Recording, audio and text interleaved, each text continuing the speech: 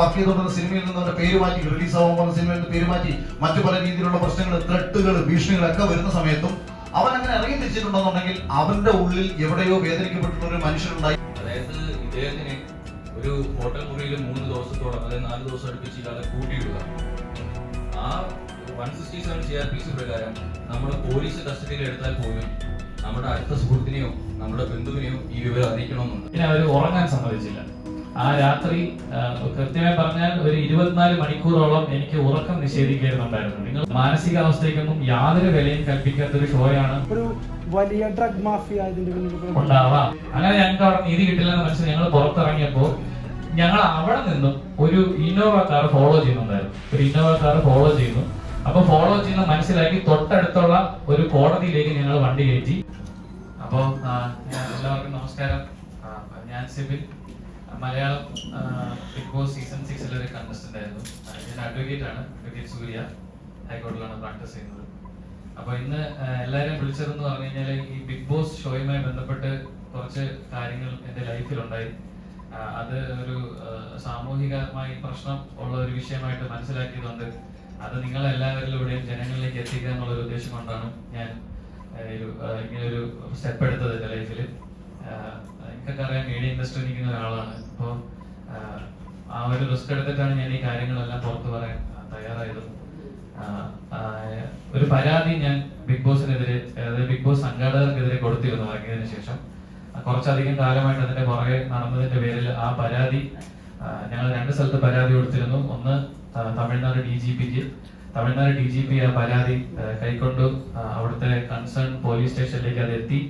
ഇന്നലെ ആ പരാതി സ്വീകരിച്ചു. പരാതി നമ്പർ ജനറേറ്റ് ആയി.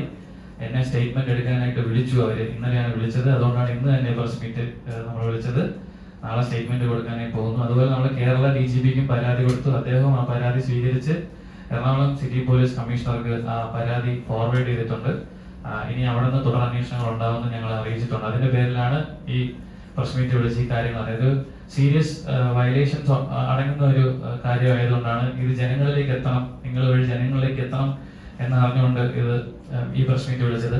അപ്പൊ ഞാൻ കൊടുത്ത പെറ്റീഷന്റെ റെസീറ്റ് ആണ് ഈ കാണുന്നത്. ഈ പെറ്റീഷനിൽ ഞാനത് വായിക്കാം. ഇതിൽ പറഞ്ഞിരിക്കുന്നത് complaint against Malayalam Bigg Boss season 6 for criminal conspiracy, human rights violation, wrongful confinement, wrongful restraint, criminal intimidation, cheating and dishonesty, defamation, negligent act likely to spread infection or disease dangerous to life, criminal conspiracy, violation of medical ethics and concern, violation of Drugs and Cosmetic Act 1940. ഇത്രയും violations ആണ് ഈ ഷോയ്ക്കെതിരെ ഉള്ളതെന്ന് മനസ്സിലാക്കിയിട്ടാണ് ഞങ്ങൾ പരാതി കൊടുത്തതും അത് accept ചെയ്തതും അന്വേഷണം പ്രഖ്യാപിച്ചതും. ഇത് നിങ്ങൾ അറിയിക്കാനാണ് വിളിച്ചത്. ഇതിന് ഉണ്ടായ സാഹചര്യം ഞാൻ പറയാം. ഇത് എന്ത് കാരണം കൊണ്ടാണ് ഇത്തരത്തിലേക്ക് എത്തിയതും ഈ പരാതി കൊടുക്കാൻ എന്റെ ലൈഫിൽ എന്ത് സാഹചര്യം ഉണ്ടായതെന്ന് പറയാം. അത് നിങ്ങൾക്കറിയാം, ഇതൊരു എന്താ പറയാ, ഈ ബിഗ് ബോസ് എന്ന് പറഞ്ഞ ഷോ എന്താണെന്ന് നിങ്ങൾക്ക് എക്സ്പ്ലെയിൻ ചെയ്യുന്നില്ല. ഷോയെ കുറിച്ച് ഒരു എന്റർടൈൻമെന്റ് ഷോയാണ്. അപ്പൊ ആ ഷോയിനകത്ത് കുറച്ച് തെറ്റായ കാര്യങ്ങൾ അല്ലെങ്കിൽ ഇല്ലീഗാലിറ്റീസ്, ഷോയുടെ ഇൻജസ്റ്റിസ് പരമായിട്ടുള്ള കാര്യങ്ങൾ ആ ഷോയിൽ നടക്കുന്നു എന്ന് എനിക്ക് മനസ്സിലായി. ഇത് ഞാൻ കൃത്യമായി ചോദ്യം ചെയ്തു. ഒരു വീക്കെൻഡ് എപ്പിസോഡിൽ ഞാൻ ഇത് കൃത്യമായി ചോദ്യം ചെയ്തു. എന്റെ ചോദ്യം ചെയ്യലിന്റെ ഭാഗമായിട്ട് ഇവരെന്നെ അകത്തേക്ക് വിളിച്ച് ഇവരെന്നെ ആദ്യം ഫസ്റ്റ് വാണിംഗ് തന്നു. ആദ്യം എന്നെ കൺവിൻസ് ചെയ്യാനാണ് ശ്രമിച്ചത്. ഇവര് അങ്ങനെയൊന്നും നല്ല കാര്യങ്ങളെന്ന് പറയാൻ ശ്രമിച്ചത്. പക്ഷെ ഇതിന്റെ ടെക്നിക്കൽ സൈഡ് കൂടെ എനിക്ക് അറിയാവുന്നത് കൊണ്ട് എനിക്ക് അവരെ പ്രോപ്പറായിട്ട് കൗണ്ടർ ചെയ്യാൻ പറ്റി.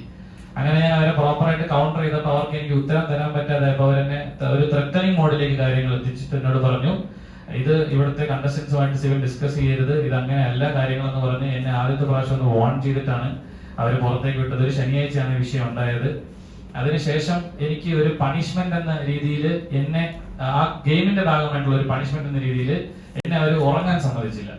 ആ രാത്രി കൃത്യമായി പറഞ്ഞാൽ ഒരു 24 മണിക്കൂറോളം എനിക്ക് ഉറക്കം നിഷേധിക്കുന്നുണ്ടായിരുന്നു. നിങ്ങൾ കാണുന്നത് പോലെയല്ല, ആ ഷോയിൽ ഡേ ടൈമിൽ വെളിച്ചമുള്ളതുപോലെ തന്നെ നൈറ്റിലും അത്യാവശ്യം ക്യാമറകളൊക്കെ ഉള്ളതുകൊണ്ട് എല്ലാ പ്രകാശത്തിലാണ്, അവിടെ ലൈറ്റിലാണ് ഉള്ളത്. ഉറങ്ങുന്നത് തന്നെ വളരെ ബുദ്ധിമുട്ടിയാണ്. ആ സാഹചര്യത്തിൽ എന്നെ അവർ ഉറങ്ങാൻ സമ്മതിച്ചില്ല. ഒരു പണിഷ്മെന്റിന്റെ ഭാഗമായിട്ട് ആ വീട്ടിൽ ഏത് മുറിയിൽ ഞാൻ കിടന്നാലും കൃത്യമായി മുറികളിൽ കയറാൻ പാടില്ല എന്നുണ്ട്. പിന്നെ പൊതുവായിട്ടുള്ള ജനറൽ ഏരിയയിൽ ഉറങ്ങാൻ ശ്രമിച്ചാലും എന്നെ ഉറങ്ങാൻ സമ്മതിച്ചില്ല. ഇവിടെ ഉറങ്ങരുത്, അവിടെ ഉറങ്ങരുത് എന്നൊക്കെ പറഞ്ഞ് ബാക്ക് ടു ബാക്ക് എന്നെ അവർ അതിൽ നിന്ന് വിലക്കിക്കൊണ്ടിരുന്നു. ഒരു 4 മണിയോടുകൂടിയാണ് എനിക്ക് ഉറക്കം കിട്ടിയത്. പിന്നെ അറിയാം 8 മണിക്ക് അവിടെ ഒരു അലാറം പോലത്തെ ഒരു പരിപാടി കൊണ്ട് എണീറ്റ് പിന്നെ വീണ്ടും നമ്മൾ ദൈനംദിന കാര്യങ്ങൾ ചെയ്യേണ്ടി വരും. അപ്പൊ അവിടെയാണ് തുടങ്ങിയത്. ഫസ്റ്റ് വയലേഷൻ എന്ന് പറഞ്ഞു കഴിഞ്ഞാൽ എനിക്ക് ഉറക്കം നിഷേധിക്കാൻ ഇവിടെ ഉണ്ടായത് ഒരു ഗെയിമിന്റെ ഭാഗമായിട്ട്. അതിനുശേഷം ഞാൻ മാനസികമായി ഒത്തിരി തളർന്നു. നിങ്ങൾക്കറിയാം, ഒരു മനുഷ്യൻ 24 മണിക്കൂറും കൂടുതൽ ഉറങ്ങാതിരുന്നു കഴിഞ്ഞാൽ ഉണ്ടാകുന്ന ബുദ്ധിമുട്ട് അറിയാവുന്നതാണ്. അങ്ങനെ ഒരു ബുദ്ധിമുട്ട് എനിക്ക് ഉണ്ടാകുന്നു. ശരിക്കും പറഞ്ഞാൽ 48 മണിക്കൂർ ഒരു പ്രോപ്പർ സ്ലീപ്പ് അവിടെ അതിനകത്ത് കിട്ടില്ല നമുക്ക്.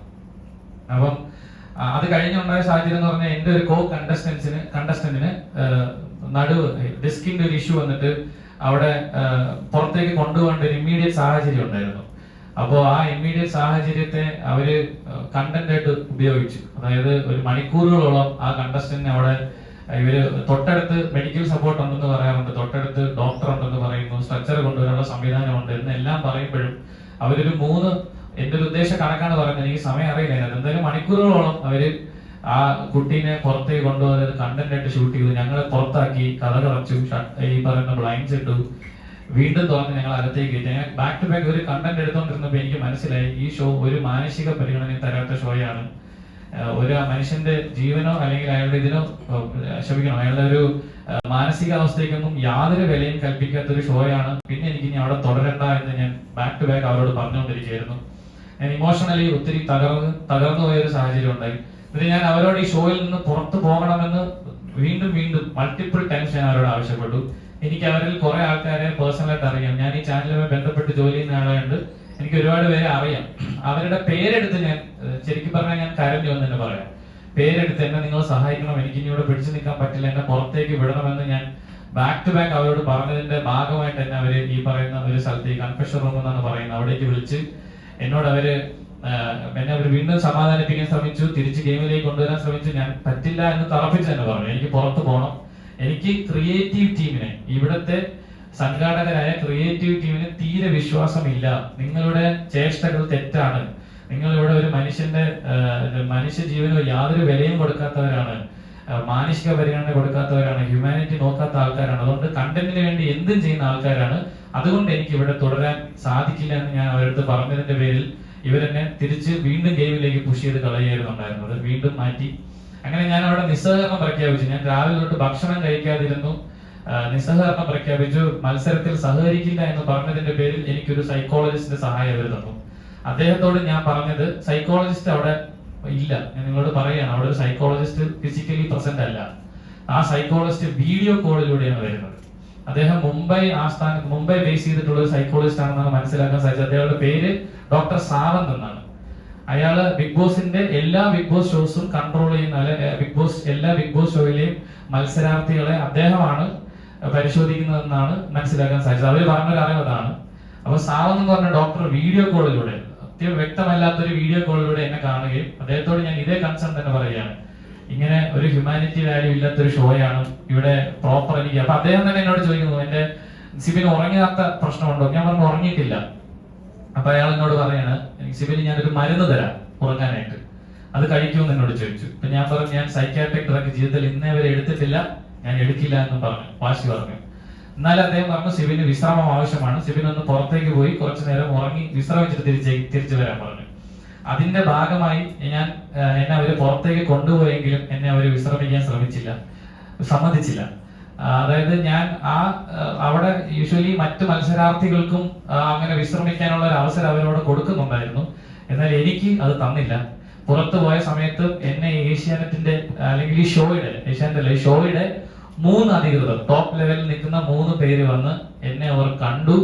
എന്നെ അവർ പുറത്തു പോകാൻ അനുവദിച്ചില്ല, പുറത്തു പോകാൻ സാധിക്കില്ല, ഇത് അങ്ങനത്തെ ഒരു ഷോ അല്ല, അങ്ങനെ പുറത്തു പോകാൻ പറ്റില്ല എന്ന് ബാക്ക് ടു ബാക്ക് എന്നെ പുഷ് ചെയ്ത് എനിക്ക് വീണ്ടും തിരിച്ചു കയറുന്നതിന് മുമ്പ് ഒരു ഗുളിക കഴിക്കൂ, അപ്പൊ മാനസികമായി കുറച്ച് ആശ്വാസം കിട്ടും എന്നോട് നിർബന്ധിച്ച് പറഞ്ഞു. അപ്പോൾ ഞാൻ സമ്മതിച്ചു, മരുന്ന് കഴിക്കാമെന്ന് സമ്മതിച്ചു. പക്ഷെ അന്നത്തെ ദിവസം എനിക്ക് അവർ മരുന്ന് തന്നില്ല. അതെന്തുകൊണ്ടാണെന്ന് അറിയാം, തിരിച്ച് വീടിനുള്ളിലേക്ക് കയറി. ആ രാത്രിയും എനിക്ക് ഉറങ്ങാൻ സാധിച്ചില്ല. മാനസികമായ ബുദ്ധിമുട്ടുകൾ കൊണ്ടും ഫിസിക്കലായിട്ടുള്ള ഭക്ഷണം കഴിക്കാതിരുന്നതിന്റെ പേരിൽ എനിക്ക് പ്രോപ്പറായിട്ട് ഉറങ്ങാൻ സാധിച്ചിട്ടില്ല. അടുത്ത ദിവസം രാവിലെ ഞാൻ ഉറക്കം എണീറ്റിട്ട് ഇവരെടുത്ത് ഇത് തന്നെ ആവശ്യപ്പെടുകയാണ്, എനിക്ക് പുറത്തു പോകണം, എന്റെ ഉറക്കം ശരിയല്ല, ഞാൻ ഹാലൂസിനേറ്റ് ചെയ്യാൻ തുടങ്ങി എന്ന് പറഞ്ഞു.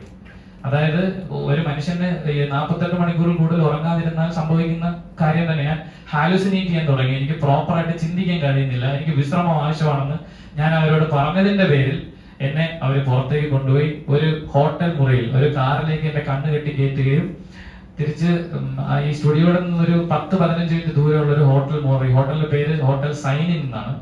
ആ ഹോട്ടലിൽ ഒരു മുറിയിൽ കൊണ്ട് എന്നെ പൂട്ടിയിടുകയാണ് ചെയ്തത്. അത് യൂഷ്വലി ഇവരുടെ ഒരു പ്രൊസീജിയറാണ്, പ്രോട്ടോകോളാണ്. പുറത്ത് കൊണ്ടുപോയി ഈ വിശ്രമിപ്പിക്കുക എന്നുള്ളത്. അപ്പം നമ്മളെ വെളിയിലേക്ക് ഇറക്കില്ല, അത് അവരുടെ പ്രോട്ടോകോളിന്റെ ഭാഗമായി നാം മനസ്സിലാക്കുന്നത്. അപ്പൊ അവിടെ എന്നെ പൂട്ടിയിട്ടതിന് ശേഷം ഞാൻ വിശ്രമിച്ച് ഉറങ്ങി എണീറ്റ് ഒരു 11:45 രാത്രി ഇതേ ഡോക്ടർ വാട്സാപ്പ് വീഡിയോ കോളിൽ വന്നു. എന്റെ കൂടെ ഉണ്ടായിരുന്ന ഒരു ഷാഡോ എന്നാണ് അവർ വിളിക്കുന്ന എന്റെ മോൾ ഷൈൻ്റെ ഒരു സ്റ്റാഫിന്റെ ഫോണിൽ വീഡിയോ കോള് വരുന്നുണ്ടായിരുന്നു. ആ വീഡിയോ കോള് നിങ്ങൾക്കറിയാം, ചെന്നൈ ഔട്ടറിലാണ് ഈ EVP സ്റ്റുഡിയോ ഇരിക്കുന്നത്. അപ്പൊ അവിടെ നെറ്റ്വർക്ക് വളരെ കുറവാണ്. ആ നെറ്റ്വർക്ക് ഇല്ലാത്ത ആ ഏരിയയില്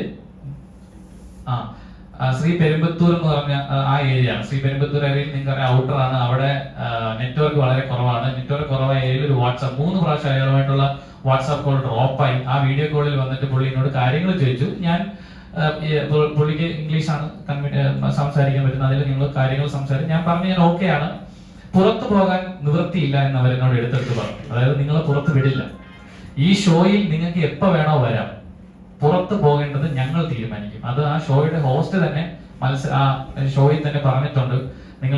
നിങ്ങൾ തന്നെ കേട്ടിട്ടുണ്ടായിരിക്കും. അത് ആ ഷോയിൽ തന്നെ എന്നോട് തന്നെ പറഞ്ഞിട്ടുണ്ട്, നിങ്ങൾക്ക് തോന്നുമ്പോൾ പുറത്ത് പോകാൻ പറ്റുന്ന ഒരു ഷോ ഒന്നും അല്ല ഇത്, ഞങ്ങൾ തീരുമാനിക്കും എപ്പോ പോകണമെന്ന്. അങ്ങനെയാണെങ്കിൽ വരാൻ പാടില്ലായിരുന്നു. അത്തരത്തിലുള്ള കാര്യങ്ങളാണ് എന്നോട് പറഞ്ഞത്. അപ്പൊ എനിക്കറിയാം പുറത്ത് പോകാൻ പറ്റില്ല, നിവൃത്തിയില്ല, ഇനി അകത്ത് തുറന്നേ പറ്റുമെന്ന് പറഞ്ഞ് ഞാൻ അകത്ത് തുറക്കാൻ സമ്മതിക്കുന്നു. അന്ന് രാത്രി അദ്ദേഹം പറയുന്നു, സെബിൻ നന്നായി ഉറങ്ങണമെങ്കിൽ ഗുളിക കഴിക്കാൻ പറഞ്ഞിട്ട് ഉറക്ക ഗുളിക എന്ന് പറഞ്ഞ് എനിക്കൊരു ഗുളിക തന്നു, സ്ലീപ്പിംഗ് പിൽസ്. ആ ഗുളിക ഞാൻ അന്ന് കഴിച്ചു. കഴിച്ചതിന്റെ പേരിൽ ഞാൻ നന്നായി ഉറങ്ങി. അടുത്ത ദിവസം രാവിലെയും 2 ഗുളികകൾ എനിക്ക് തന്നവര്, 2 ഗുളികകൾ. ഈ 2 ഗുളികയും ഞാൻ കഴിച്ചു. അത് കഴിച്ചതോടുകൂടി എനിക്ക് സംഭവിച്ചത് പ്രോപ്പറായിട്ട് ആലോചിക്കാൻ പറ്റാത്ത ഒരു സാഹചര്യത്തിലേക്ക് പോയി. എനിക്ക് എന്താ പറയാ, മൊത്തത്തിൽ ക്ഷീണിതനായി. ഞാൻ വളരെ ക്ഷീണിതനായി ഞാൻ കട്ടിൽ ഇരിക്കുകയും സ്വാഭാവികം ഞാൻ ഉറങ്ങി പോവുകയും ചെയ്യും. ഞാൻ എണീക്കുന്നത് വൈകുന്നേര സമയമാണ്. സമയം അറിയില്ല, കാരണം അവിടെ ക്ലോക്കോ മറ്റു കാര്യങ്ങളോ ഒന്നും ഇല്ല ആ മുറിക്കകത്ത്. ഈ സമയത്തും എന്റെ വീട്ടുകാര് ഈ ഷോ കണ്ടിട്ട് നിരന്തരമായി ഇവർ വിളിച്ചുകൊണ്ടിരിക്കുകയാണ്. എന്റെ എമർജൻസി കോൺടാക്ട് ആണെങ്കിലും എനിക്ക് എന്ത് സംഭവിച്ചു, എന്തിന് സിബിനെ പുറത്തേക്ക് കൊണ്ടുപോയി, എന്താണ് ആരോഗ്യ കാരണം, ഇവരാരും കൃത്യമായിട്ടോ അല്ലെങ്കിൽ ഫോൺ അറ്റൻഡ് ചെയ്ത് എന്താണ് എനിക്ക് സംഭവിച്ചെന്ന് പോലും ഇവരാരും പറയാൻ തയ്യാറായിട്ടില്ല. ഒരു മനുഷ്യര് പോലും എന്റെ വീട്ടുകാരെയോ എനിക്ക് വേണ്ടപ്പെട്ട ആൾക്കാരെയോ എനിക്ക് എന്താണ് സംഭവിക്കുന്നത് ആ നിമിഷം വരെ അറിയിച്ചിട്ടില്ല. അതിനുശേഷം ഉണ്ടായതെന്ന് പറഞ്ഞു കഴിഞ്ഞാൽ വൈകുന്നേരം വീണ്ടും ഇതുപോലെ 2 ഗുളിക കൊണ്ടുവന്നു. അപ്പൊ ഞാൻ പറഞ്ഞു ഞാൻ ഈ ഗുളിക കഴിക്കില്ല, പ്രിസ്ക്രിപ്ഷൻ ഇല്ലാതെ ഞാൻ ഈ ഗുളിക കഴിക്കില്ല എന്ന് പറഞ്ഞു. അതിന്റെ പേരിൽ ആ കൂടെ ഉണ്ടായിരുന്ന ആൾ അവരുടെ ഹയർ അതോറിറ്റീസിനെ ബന്ധപ്പെട്ടിട്ട് അതിന്റെ പ്രിസ്ക്രിപ്ഷൻ മൊബൈലിലേക്ക് മേടിച്ചിട്ട് എനിക്ക് കാണിച്ചു. ആ മൊബൈലിൽ ഞാൻ വായിച്ച പ്രിസ്ക്രിപ്ഷനിൽ എന്റെ കണ്ടീഷനായിട്ട് ആ ഡോക്ടർ മെൻഷൻ ചെയ്തിരുന്നത് അക്യൂട്ട് സ്ട്രെസ് എന്നാണ്, അക്യൂട്ട് സ്ട്രെസ്. എന്നിട്ട് ഈ 2 ഗുളികകൾ, അതിൽ ഒരു ഗുളികയുടെ പേര് ഞാൻ ഓർക്കുന്നില്ല, രണ്ടാമത്തെ ഗുളിക ഞാൻ ഓർക്കുന്നു, ഒലാൻസപ്പൈൻ എന്നാണ് ആ ഗുളികയുടെ പേര്, ഒലാൻസപ്പൈൻ. ഈ ഒലാൻസപ്പൈൻ മരുന്ന് എന്തിനാണ് ഉപയോഗിക്കുന്നത് ഞാൻ എന്റെ കൂടെയുള്ള ആ പയ്യനോട് ഗൂഗിൾ ചെയ്ത് ഒന്ന് പറയാൻ പറഞ്ഞു. അപ്പൊ അദ്ദേഹം അത് ഗൂഗിൾ ചെയ്യുകയും അത് സ്കീസോഫ്രീനിയ എന്ന് പറയുന്ന മാരകമായ രോഗത്തിന് കൊടുക്കുന്ന ഗുളികയാണെന്ന് ഞാൻ മനസ്സിലാക്കി. ഈ സ്കീസോഫ്രീനിയ അല്ലെങ്കിൽ ബൈപോളർ ഡിസോർഡർ, ഈ 2 അസുഖങ്ങളും നിശ്ചയിക്കണമെങ്കിൽ മിനിമം, ഞാനൊരു മെഡിക്കൽ വിദഗ്ധനുമായി സംസാരിച്ചപ്പോൾ മനസ്സിലാക്കിയത് ഈ അസുഖം ഡിറ്റർമിൻ ചെയ്യണമെങ്കിൽ മിനിമം 6 മാസത്തെ കൺസൾട്ടേഷൻ വേണം, ഏറ്റവും മിനിമം. പിന്നെ ഡെയിലി ലൈഫ് ജീവിക്കാൻ പറ്റില്ല. ഈ അസുഖമുള്ള ഒരു മനുഷ്യന് ഡെയിലി ലൈഫ് ജീവിക്കാൻ പറ്റില്ല. അത്തരത്തിൽ ബുദ്ധിമുട്ടുണ്ടാക്കുന്ന സൈക്യാട്രിയിൽ ഏറ്റവും എക്സ്ട്രീം ആയിട്ടുള്ള ഒരു രോഗമാണ് സ്കീസോഫ്രീനിയ. ആ സ്കീസോഫ്രീനിയ കൊടുക്കുന്ന മരുന്നാണ് ഇതെന്നും ഇത് എനിക്ക് കഴിക്കേണ്ട സാഹചര്യം ഇല്ലെന്ന് ഞാൻ മനസ്സിലാക്കി ഞാൻ കഴിക്കില്ല എന്ന് അവരോട് പറഞ്ഞു. ഇത് കഴിക്കാൻ പറ്റില്ല എനിക്ക് എന്ന് ഞാൻ പറഞ്ഞു. അപ്പോൾ എന്റെ കൂടെയുള്ള ആൾ അവരുടെ ഹയർ അതോറിറ്റീസിനെ അറിയിക്കുന്നു, സിബിൻ ഇത് കഴിക്കില്ല എന്ന് പറയുന്നു. തിരിച്ച് എനിക്ക് കിട്ടിയ മറുപടി ഇതാണ്, ഇത് കഴിച്ചില്ല എങ്കിൽ നിങ്ങൾക്ക് മത്സരത്തിനുള്ളിലേക്ക് തിരിച്ച് പ്രവേശിക്കാൻ പറ്റില്ല. പുറത്തു പോകാൻ പറ്റില്ലെന്ന് അവർ ഓൾറെഡി പറഞ്ഞു കഴിഞ്ഞു. മത്സരത്തിനുള്ളിലേക്ക് തിരിച്ച് പ്രവേശിക്കണമെങ്കിൽ ഈ മരുന്ന് നിർബന്ധമായും കഴിക്കണമെന്ന് പറഞ്ഞു. അങ്ങനെ എനിക്ക് തീരെ നിവൃത്തിയില്ലാതെ ഞാൻ ഇവരെ കബളിപ്പിച്ചു. മരുന്ന് കഴിക്കുന്ന പേരിൽ ഞാൻ മരുന്ന് തുപ്പിക്കളയുകയും സ്ഥലങ്ങളിലേക്ക് മാറ്റി. എന്റെ കൂടെയുള്ള അയാൾ മനസ്സിലാക്കിയിട്ടുണ്ടാവണം ഞാൻ കഴിക്കുന്നില്ല എന്ന്, ചിലപ്പോൾ മനസ്സിലാക്കിയിട്ടുണ്ടായിരിക്കണം, അതിനെ കുറിച്ച് കൃത്യമായി എനിക്ക് ധാരണയില്ല. അങ്ങനെ ബാക്ക് ടു ബാക്ക് ഏതാണ്ട് 3 ദിവസം എന്നെ ഈ മുറിയിൽ പൂട്ടിയിടുകയും പുറം ലോകവുമായി എനിക്ക് യാതൊരു ബന്ധവും, പുറത്ത് ഒരു മനുഷ്യരോടും അല്ലെങ്കിൽ എനിക്ക് ഒരു ഫുഡ് കൊണ്ടുവരുന്ന ആളാണെങ്കിൽ പോലും എന്നെ കാണിക്കാതെ അവർ അകത്തേക്ക് ഇട്ട് എന്നെ ലോക്ക് ചെയ്യുകയും, അതൊരു സ്യൂട്ട് റൂമാണ്, അകത്തെ മുറിയിലിട്ട് എന്നെ പൂട്ടുകയും ഒരു മനുഷ്യരെ എന്നെ കാണിച്ചിട്ടില്ല, എന്നെ ആരെയും കാണാൻ സമ്മതിച്ചിട്ടില്ല. അങ്ങനെ 3 ദിവസത്തോളം ഇവരോട് പൂട്ടിയിരുന്നു. 4ാമത്തെ ദിവസം എന്നെ കാണാനായിട്ട് ഈ ഷോയുടെ 3 വലിയ അധികൃതർ വരികയാണ്. ഇതിനിടയ്ക്ക് ഒരു പ്രാവശ്യം ആ ഡോക്ടർ വീഡിയോ കോളിൽ വന്നു. അദ്ദേഹം വിശ്രാമം വേണമെന്ന് പറഞ്ഞു എന്നോട്. സിബിൻ ഒന്ന് റെസ്റ്റ് എടുത്തിട്ട് തിരിച്ച് ഷോയിൽ കയറുന്നതായിരിക്കും നല്ലതെന്ന് പറഞ്ഞു. അതിനുശേഷമാണ് 4ാമത്തെ ദിവസം ഈ ഷോയുടെ 3 അധികൃതർ വന്ന് എന്നോട് പറയുകയാണ്, സിബിന് ഈ ഷോയിൽ തുടരാൻ പറ്റില്ല, സിബിന് നമുക്ക് ആരോഗ്യപരമായ പ്രശ്നങ്ങളുണ്ട്, അതുകൊണ്ട് പുറത്തേക്ക് കൊണ്ടുപോകണം എന്ന്, പുറത്തു പോകുന്നതായിരിക്കും നല്ലത്, വിശ്രമിക്കണം എന്നാണ് പറയുന്നത്. എന്നിട്ട് അവിടെ വെച്ച് ഈ 3 പേര് നിർബന്ധിച്ച് എന്നെ കൊണ്ട് ഈ മരുന്ന് കഴിപ്പിച്ചു. നീ എന്തുകൊണ്ട് മരുന്ന് കഴിക്കുന്നില്ല? ഈ മരുന്ന് കഴിക്കണം, നിന്റെ അസുഖം അത്രയ്ക്കും, നീ അത് റിട്രൈവ് ചെയ്ത് വരണം, ഞങ്ങളുടെ ആഗ്രഹമാണ്, അങ്ങനെ ഇതാണ് എന്ന് പറഞ്ഞ് എന്നെ നിർബന്ധിച്ച് ആ 3 പേർ ആ മരുന്ന് കഴിപ്പിക്കുകയും അത് കഴിച്ചതിന്റെ സാഹചര്യത്തിൽ ഞാൻ വീണ്ടും എനിക്ക് മയക്കത്തിലേക്ക് പോകേണ്ട ഒരു സാഹചര്യം ഉണ്ടായി. വൈകുന്നേരമാണ് ആ ദിവസം വൈകുന്നേരം എന്റെ എമർജൻസി കോൺടാക്ട് ആയ എന്റെ ഒരു സുഹൃത്തുമായി എന്നോട് സംസാരിക്കാൻ ആലോചിച്ചു. സംസാരിച്ചപ്പോഴാണ് എനിക്ക് മനസ്സിലായത്, ഇവര് എന്റെ വീട്ടിൽ ആ ദിവസം, അതായത് എനിക്ക് അവസാനം മരുന്ന് ദിവസം എന്റെ വീട്ടിൽ വിളിച്ച് ഇൻഫോം ചെയ്തത് എനിക്ക് സ്കീസോഫ്രീനിയ എന്ന് പറഞ്ഞ മാരകമായ രോഗമാണ്, വയലന്റ് ആണെന്ന് പറഞ്ഞു. ഞാൻ ഇവര് എന്റെ വീട്ടിൽ കൊടുത്തത് എക്സാക്ട്ലി ഈ വാക്കാണ്. സ്കീസോഫ്രീനിയ എന്ന് പറഞ്ഞ മാരകമായ അസുഖമാണ്, വയലന്റ് ആണ്, സഹ മത്സരാർത്ഥികളെ ഉപദ്രവിക്കാൻ ശ്രമിച്ചു, കുക്കർ എടുത്ത് അടിക്കാൻ ശ്രമിച്ചു, അതിന്റെ പേരിൽ സിബിനെ ഞങ്ങൾ ഒരു മുറിയിൽ പൂട്ടിയിട്ടിട്ടുണ്ട്, പുറത്തു വിടാൻ പറ്റില്ല, ഗുളിയെ കൊടുത്ത് കൺട്രോൾ ചെയ്ത് നിർത്തിയിരിക്കുകയാണ്, നിങ്ങൾ ആരെങ്കിലും വന്ന് സിബിനെ കൂട്ടിക്കൊണ്ടു പോകണം എന്നാണ് അവരോട് പറഞ്ഞതെന്നാണ് ഞാൻ മനസ്സിലാക്കിയത്. അത് ആ ഫോൺ കോൾ കഴിഞ്ഞപ്പോൾ എനിക്ക് മനസ്സിലായി, ഇവർക്ക് എന്നോട് എന്തോ ഒരു കോൺസ്പിറസി, എന്തോ ഒരു പ്ലാൻ ചെയ്തുള്ള ഒരു ആക്രമണം എനിക്കെതിരെ നടക്കുന്നുണ്ടെന്ന് മനസ്സിലായി. അതിനുശേഷം ഞാൻ നിങ്ങളെ ആ മരുന്ന് കാണിക്കാം. നിങ്ങൾക്കറിയാം, ഈ മരുന്ന് ഞാൻ എടുക്കുന്നത് അവസാനത്തെ ദിവസമാണ്. ഇതിന്റെ ഡിജിറ്റൽ കോപ്പിയാണ്, ഒറിജിനൽ എന്റെ കയ്യിൽ തന്നെ ഉണ്ട്, അത് ഞാൻ പോലീസിന്റെ ഏൽപ്പിക്കും. ഡിജിറ്റൽ കോപ്പി ഞാൻ നിങ്ങൾക്ക് ഷെയർ ചെയ്യാം.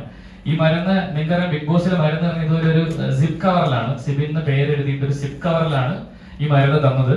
ഈ മരുന്നിൽ കൃത്യമായി ഞാൻ ഇതിന്റെ എല്ലാ കോപ്പീസും നിങ്ങൾക്ക് തരാം. ഈ മരുന്ന് കൃത്യമായി ഇതിന്റെ സൂം ചെയ്ത കോപ്പീസും എന്റെ കയ്യിലുണ്ട്. ആ മരുന്നിന്റെ പേര് വായിക്കാൻ പറ്റും, ആ മരുന്നിന്റെ മറ്റു ഡീറ്റെയിൽസും ഈ തന്നെ എന്റെ കയ്യിലുള്ള ഫോട്ടോഗ്രാഫിയിൽ വായിക്കാൻ പറ്റും. ഇതിന്റെ ഒറിജിനൽ എന്റെ കയ്യിലുണ്ട്, അത് ഞാൻ അന്വേഷണ ഉദ്യോഗസ്ഥന് മുമ്പിൽ ഹാജരാക്കുന്നതായിരിക്കും.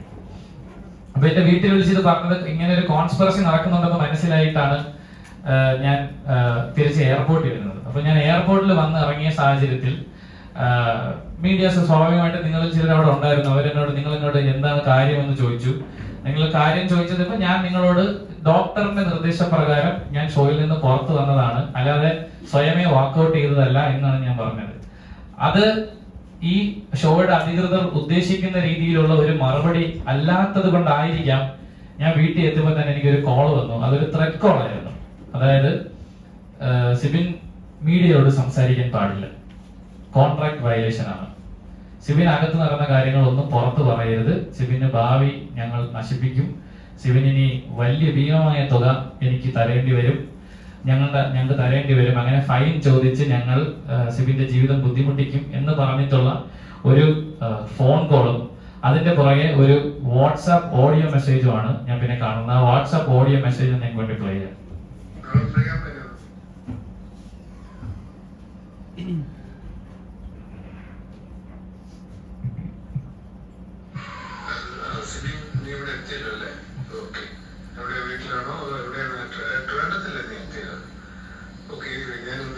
മെസ്സേജ് അയക്കുന്നു അതല്ല, ഒരു കാരണവശാലും ഒരു ഇന്റർവ്യൂ ഒരു മീഡിയയുമായിട്ടും കൊടുക്കാൻ പാടില്ല. എയർപോർട്ടിൽ വന്നപ്പോൾ തന്നെ എന്തോ പറഞ്ഞെന്ന് ഞാൻ കേട്ടു. അത് തന്നെ ഒട്ടും അവിടെ വെച്ച് തന്നെ അവോയ്ഡ് ചെയ്യേണ്ടതായിരുന്നു. അല്ലെങ്കിൽ നാളെ ഒരു മീഡിയയോട് പോലും സംസാരിക്കാൻ പാടില്ല. വളരെ ക്ലാരിറ്റിയോടെ കോൺട്രാക്റ്റിലുള്ളതാണ്. അതിന് ചെയ്യുന്നത് ബ്രീച്ച് ഓഫ് കോൺട്രാക്ട് ആണ്. അങ്ങനെ ഒരു സംഗതി ചെയ്തു കഴിഞ്ഞാൽ പിന്നെ അത് അതിൻ്റെതായ രീതിയായിരിക്കും ഇതിന്റെ കാര്യങ്ങൾ മുന്നോട്ട് പോകുന്നത്. സോ നിങ്ങളോട് പ്രത്യേകം പറയാൻ ഒന്നുകൂടെ, വളരെ സെൻസിറ്റീവ് ആണ്. ഒരു കാരണവശാലും ഒരു ഇന്റർവ്യൂ പാടില്ല കേട്ടോ. ഓക്കെ, നാളെ ഫ്രീ ആകുമ്പോൾ എന്നെ ഒന്ന് വിളിക്കാം. Thank you, good night. ഇതാണ് ഓഡിയോ. ഇതുപോലെ അദ്ദേഹം ഇതുപോലെ പല കോളുകളും, അതായത് ഇപ്പൊ എന്റെ ഒരു വീഡിയോ ബൈറ്റ് പുറത്ത് വരികയാണെങ്കിൽ ആ വീഡിയോ ബൈറ്റ് എനിക്ക് വാട്സാപ്പിൽ അയച്ചു തന്നിട്ട് അതിന്റെ പുറകെ ഒരു ഓഡിയോ സന്ദേശവും അതിന്റെ പുറകെ പുള്ളി എന്നെ ഒരുപാട് പ്രാവശ്യം വിളിക്കാറുണ്ടായിരുന്നു. അത് ഞാൻ നിങ്ങളെ കാണിക്കാം. അദ്ദേഹത്തിന്റെ പേര് തൽക്കാലം ഞാൻ പുറത്ത് പറയുന്നില്ല, കാര്യം ഇതിന്റെ FIR രജിസ്റ്റർ FIRന്റെ കോപ്പി ഞങ്ങളുടെ കയ്യിൽ കിട്ടിക്കഴിഞ്ഞാൽ ഞങ്ങൾ നിങ്ങളോട്ട് ഷെയർ ചെയ്യുന്നതായിരിക്കും ഇമ്മീഡിയറ്റ്ലി. അതിന്റെ ആവശ്യമായിട്ട് നാളെ ഇത് പോകുന്നുണ്ട് ചെന്നൈയിലേക്ക്. അത് കഴിയുമ്പോഴേക്ക് FIR കോപ്പി കിട്ടും. അത് ഉറപ്പായും മാധ്യമങ്ങളിലൂടെ നിങ്ങളുടെ ഡിജിറ്റൽ നിങ്ങളുടെ കയ്യിലേക്ക് ഞാൻ FIRന്റെ കോപ്പി ഷെയർ ചെയ്യാം. അപ്പൊ അതിൽ ഇദ്ദേഹത്തിന്റെ പേര് കൃത്യമായിട്ടുണ്ടായിരിക്കും. ഇത് ഞാനൊന്ന് കാണിക്കാം പുള്ളി എന്താണ് എനിക്ക് അയക്കുന്ന മെസ്സേജസ്. ഇവര് വാട്സാപ്പിൽ വിളിക്കാറുള്ളൂ കേട്ടോ, ഇവര് നോർമൽ കോൾ വിളിക്കാറില്ല. കാര്യം വാട്സാപ്പിൽ വിളിച്ചു കഴിഞ്ഞാൽ നമുക്ക് വോയിസ് കോൾ റെക്കോർഡ് ചെയ്യാൻ പറ്റില്ല. അതുകൊണ്ട് ഇവര് എന്നെ വിളിക്കുന്നത് നോർമൽ കോൾ വിളിക്കാറില്ല, വാട്സാപ്പിലാണ് വിളിക്കുന്നത്. ഞാനൊന്ന് കാണിക്കാം. അപ്പൊ ഇത് എന്റെ ഒരു ഇന്റർവ്യൂ ബൈറ്റ് വരികയാണെങ്കിൽ ഇന്റർവ്യൂ ബൈറ്റ് എനിക്ക് ഇങ്ങനെ എടുത്ത് അയക്കും. അതിന്റെ താഴെ ഒരു മെസ്സേജ് ഉണ്ടാവും. അത് കഴിഞ്ഞ് പിന്നെ ബാക്ക് ടു ബാക്ക് ഇദ്ദേഹം ഫോൺ ചെയ്യും. കഴിയുന്നത് കോൾസ് ഒക്കെ ഞാൻ ഇഗ്നോർ ചെയ്യാറുണ്ട്. എന്നാലും പുള്ളി ബാക്ക് ടു ബാക്ക് എന്നെ വീണ്ടും ഇതുപോലെ ഓരോ ഓഡിയോ മെസ്സേജ് അയച്ച് ത്രട്ടനിങ് ഓഡിയോ മെസ്സേജസ് ആണ്. ഇത് ഞാൻ നിയമപരമായിട്ടുള്ള പ്രശ്നങ്ങളുള്ളതാണ് ഇപ്പൊ പ്ലേ ചെയ്യാത്തത്. കാര്യം ത്രട്ടൻ കേസും ഇതിന്റെ പുറകിൽ ഉള്ളത് കൊണ്ട് അതിന് വേണ്ടിയിട്ട് ഒരു ഡിഫൻസ് സെറ്റ് ചെയ്യാതിരിക്കാനാണ് നമ്മൾ പ്ലേ ചെയ്യാതിരിക്കുന്നത്. ബാക്ക് ടു ബാക്ക് എന്റെ ഓരോ ഏത് മീഡിയ, ഇപ്പൊ ഞാൻ ഇത് ലുലു മോളിൽ കൊടുത്ത ഒരു ചെറിയൊരു ബൈറ്റ് ആണ്, അത് വെച്ച് വരെ എന്നെ ത്രട്ടൻ ചെയ്തിട്ടുണ്ട്. എന്തിനാണ് ഇങ്ങനെ സംസാരിക്കാൻ, നീ 100ാമത്തെ ദിവസം നീ എന്ത് പറയും, നീ എന്താണ് ചെയ്യാൻ പോകണം, നിനക്കൊരു ജീവിതമില്ലേ, അങ്ങനെ പറഞ്ഞ് പല രീതിയിലുള്ള ഇത്രയും ബാക്ക് ടു ബാക്ക് ഈ അടുത്ത ദിവസം ഞാൻ ടു ബി എക്സാക്ട് ഞാൻ ഈ മൂവി വേൾഡ് ഒരു ഇന്റർവ്യൂ കൊടുക്കുന്ന ദിവസം വരെയും ഇവരെന്നെ വിളിച്ചുകൊണ്ടിരുന്നത്. അതിനുശേഷമാണ് ഇവരുടെ വിളി നിന്നത്.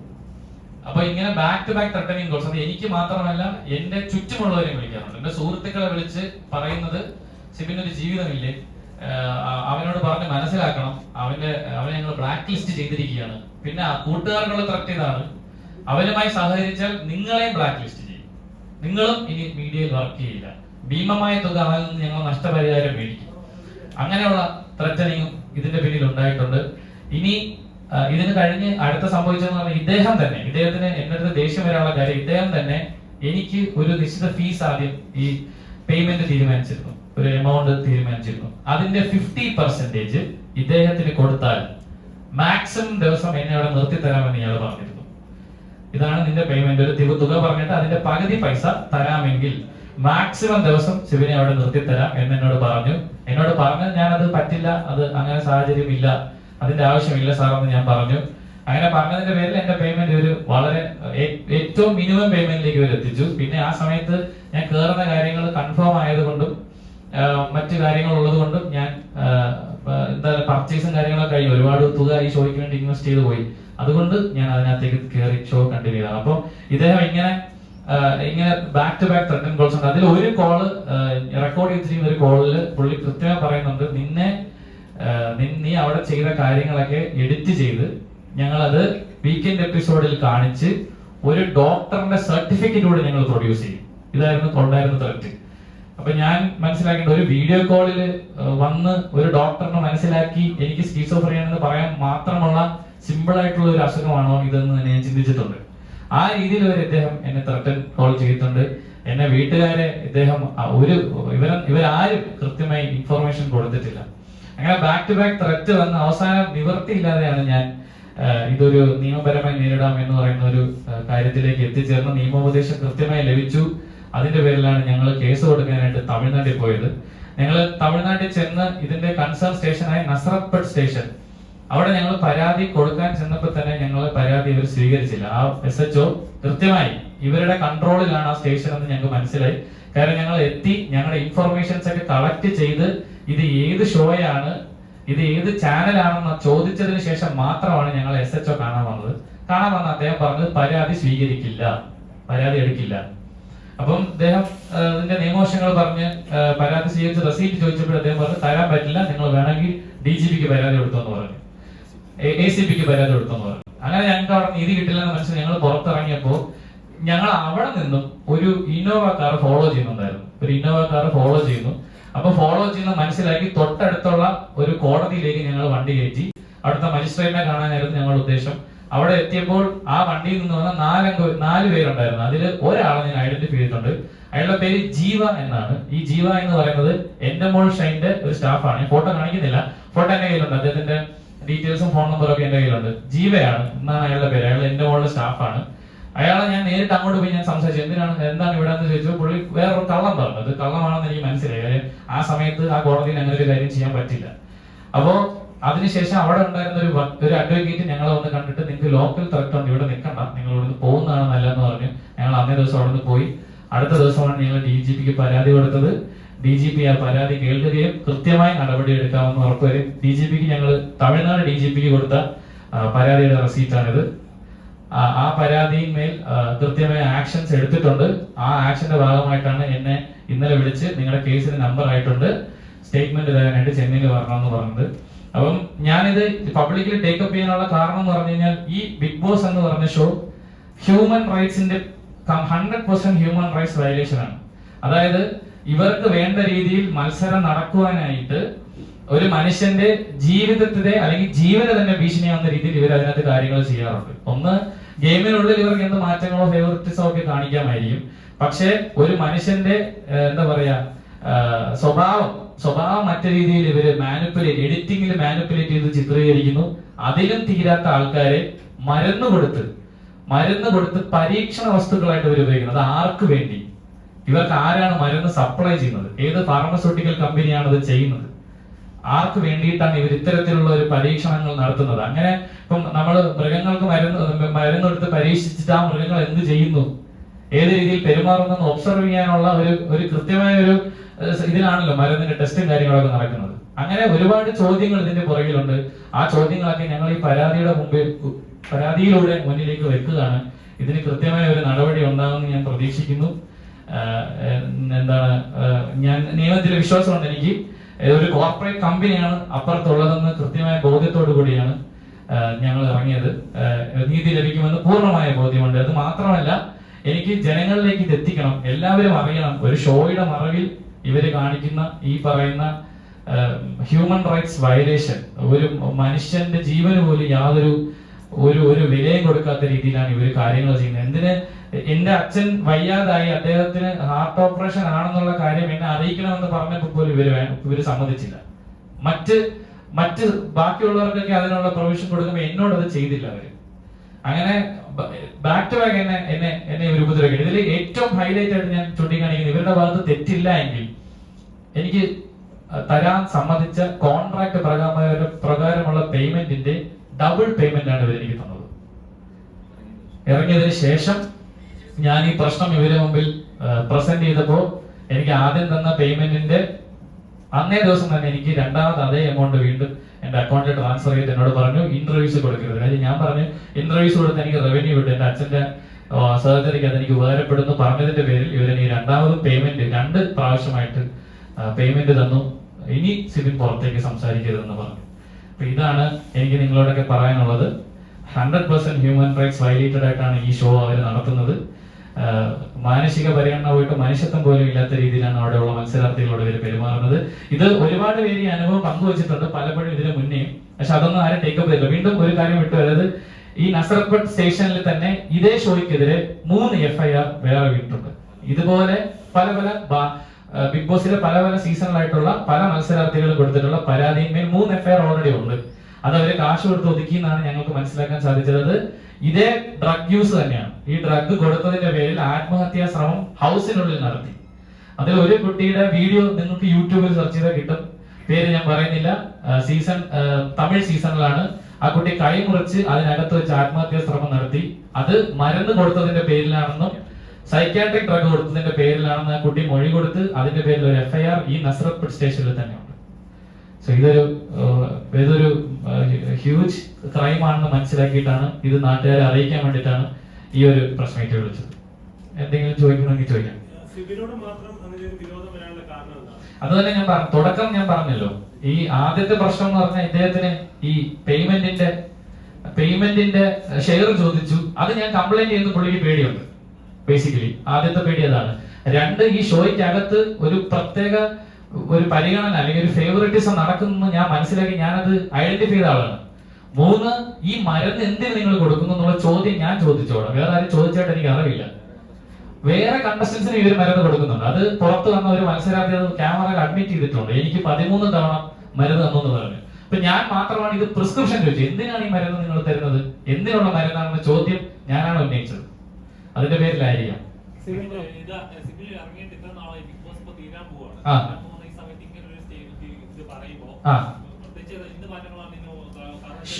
ഇനി ഈ ഷോ ഇതോടെ തീരുന്നില്ല എന്നാണ് ഞാൻ മനസ്സിലാക്കി. ഇപ്പൊ ഇനി നടന്നാലും ഈ ഷോയ്ക്ക് അഗേൻസ്റ്റ് അല്ല ഞാൻ പറയുന്നത്.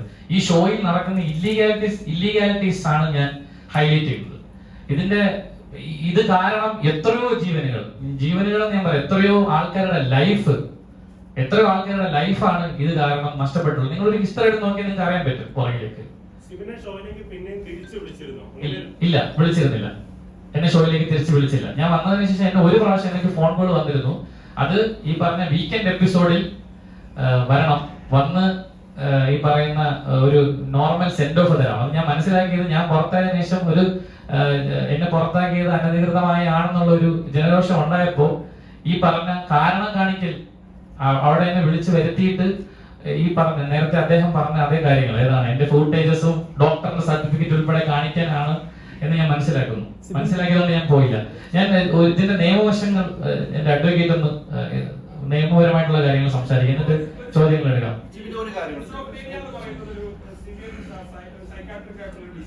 ഏതാണ്? അതെ അതെ. മരുന്ന് നൽകിയതുമായി ബന്ധപ്പെട്ട് താങ്കൾ ഈ പ്രിസ്ക്രിപ്ഷൻ പരിശോധിച്ചപ്പോൾ നോക്കിയപ്പോൾ ഡോക്ടർമാരോടൊക്കെ സംസാരിച്ചത് ഏത് മരുന്നാണെന്ന് നമുക്ക് കണ്ടുപിടിക്കാൻ കഴിയും. ഇതുമായി ബന്ധപ്പെട്ട മരുന്നാണോ താങ്കൾ നൽകിയത്? അതെ, ഞാൻ പറഞ്ഞു ഒലാൻസപ്പ എന്ന് പറഞ്ഞ മരുന്ന് അതിന് ഉപയോഗിക്കുന്നതാണ്. ഞാൻ നേരത്തെ എടുത്ത് പറഞ്ഞു. അതെ, ഞാൻ പറഞ്ഞല്ലോ. ആദ്യം അവരവിടെ നിർബന്ധമായി നീ മരുന്ന് കഴിക്കണമെന്ന് പറഞ്ഞു. ആ 3 പേര് നിർബന്ധമായി മരുന്ന് കഴിക്കണമെന്ന് പറഞ്ഞു. അതിന് മുന്നേ എന്നോട് ഇത് ഉറക്ക ഗുളിയാന്ന് പറഞ്ഞ് തെറ്റിദ്ധരിപ്പിച്ചാണ് കഴിപ്പിച്ചത്. അറിഞ്ഞു. പുറത്തു പോകാൻ നിവൃത്തിയില്ല. എന്നെ വെളിയിൽ വിടില്ല അവര്. എനിക്ക് വെളിയിൽ വരണം. എനിക്ക് ആരെ അറിയിക്കാനുള്ള ഓപ്ഷൻ പോലും ഇല്ല. ഒരു മൊബൈൽ ഫോണും ഇല്ല. അവിടെ ആ ജനൽ തുറന്നു കഴിഞ്ഞാൽ ഒരു വലിയ ഗ്രൗണ്ട് മാത്രമാണുള്ളത് ആ ഹോട്ടലിൽ.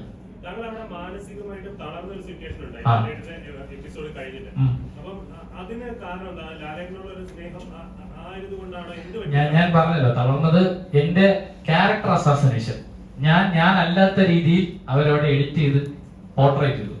ഞാൻ പറയാത്ത കാര്യങ്ങൾ ഞാൻ പറഞ്ഞത്, അല്ലെങ്കിൽ ഞാൻ പറഞ്ഞ കാര്യങ്ങൾ വേറെ രീതിയിലേക്ക് പോർട്രേറ്റ് ചെയ്ത് അവിടെ കാണിച്ചു. എന്നെ ഒരു വേറൊരാളായിട്ട് ഒരു ചിത്രീകരിക്കാൻ ശ്രമിക്കുന്നതായിട്ട് എനിക്ക് മനസ്സിലായി. അങ്ങനെ എല്ലാ മത്സരാർത്ഥികളോടും ചെയ്യുന്ന കാര്യങ്ങളല്ല എന്നോട് ചെയ്യുന്നതാണ് ഞാൻ മനസ്സിലാക്കുന്നത്. ഞാൻ ഈ ഷോയ്ക്കുള്ളിൽ അവർക്ക് ഷോയുടെ നല്ലതിന് വേണ്ടിയിട്ട് അല്ലെങ്കിൽ ഷോയുടെ TRPക്ക് വേണ്ടി എന്ത് ചെയ്യാം, എന്റെ കൺസേൺ അതല്ല സഹോദരൻ. എന്റെ കൺസേൺ പുറത്തിറങ്ങിയതിനു ശേഷം എന്നെ എന്തിന് ഇവര് 3-4 ദിവസത്തോളം അടച്ചു വെച്ചിരുന്നു, എന്തിന് എനിക്ക് സൈക്യാട്രിക് ഡ്രഗ് നൽകി, എന്റെ വീട്ടുകാരെ എന്തുകൊണ്ട് ഇവര് കൃത്യമായി കാര്യങ്ങൾ അറിയിച്ചില്ല, എനിക്ക് എന്താണ് സംഭവിക്കുന്നത് എന്നെ അറിയിച്ചില്ല, എന്റെ വീട്ടിൽ വിളിച്ച് എനിക്ക് മാനസിക രോഗമാണെന്ന്, സ്കീസോഫ്രീനിയാണെന്ന് എന്തിന് ഇവര് കള്ളം പറഞ്ഞു. ഇതാണ് എന്റെ കൺസേൺ. ഷോയ്ക്കുള്ളിലാർക്ക് എന്ത് ചെയ്യാം. ഞാൻ ഇതിന്റെ നിയമവശങ്ങൾ എന്താണെന്നുള്ളത് അഡ്വക്കേറ്റ് സംസാരിച്ചിട്ട് ഞാൻ നമുക്ക് ക്വസ്റ്റ്യൻസ് എടുക്കാം. പറഞ്ഞു കേട്ടോ. രണ്ട് കാര്യങ്ങൾ പ്ലേ ചെയ്തു. ഒന്ന് ഓഡിയോ പ്ലേ ചെയ്തു, ഒന്ന് സ്ക്രീൻഷോട്ട് കാണും. ശിവന് ഇപ്പോഴും എന്തോ ഒളിച്ചു വെക്കും. എന്ത് വിലപേശലാണ്, എന്തുകൊണ്ട് എന്തുകൊണ്ട് പേര് പറയാൻ പേടിക്കും.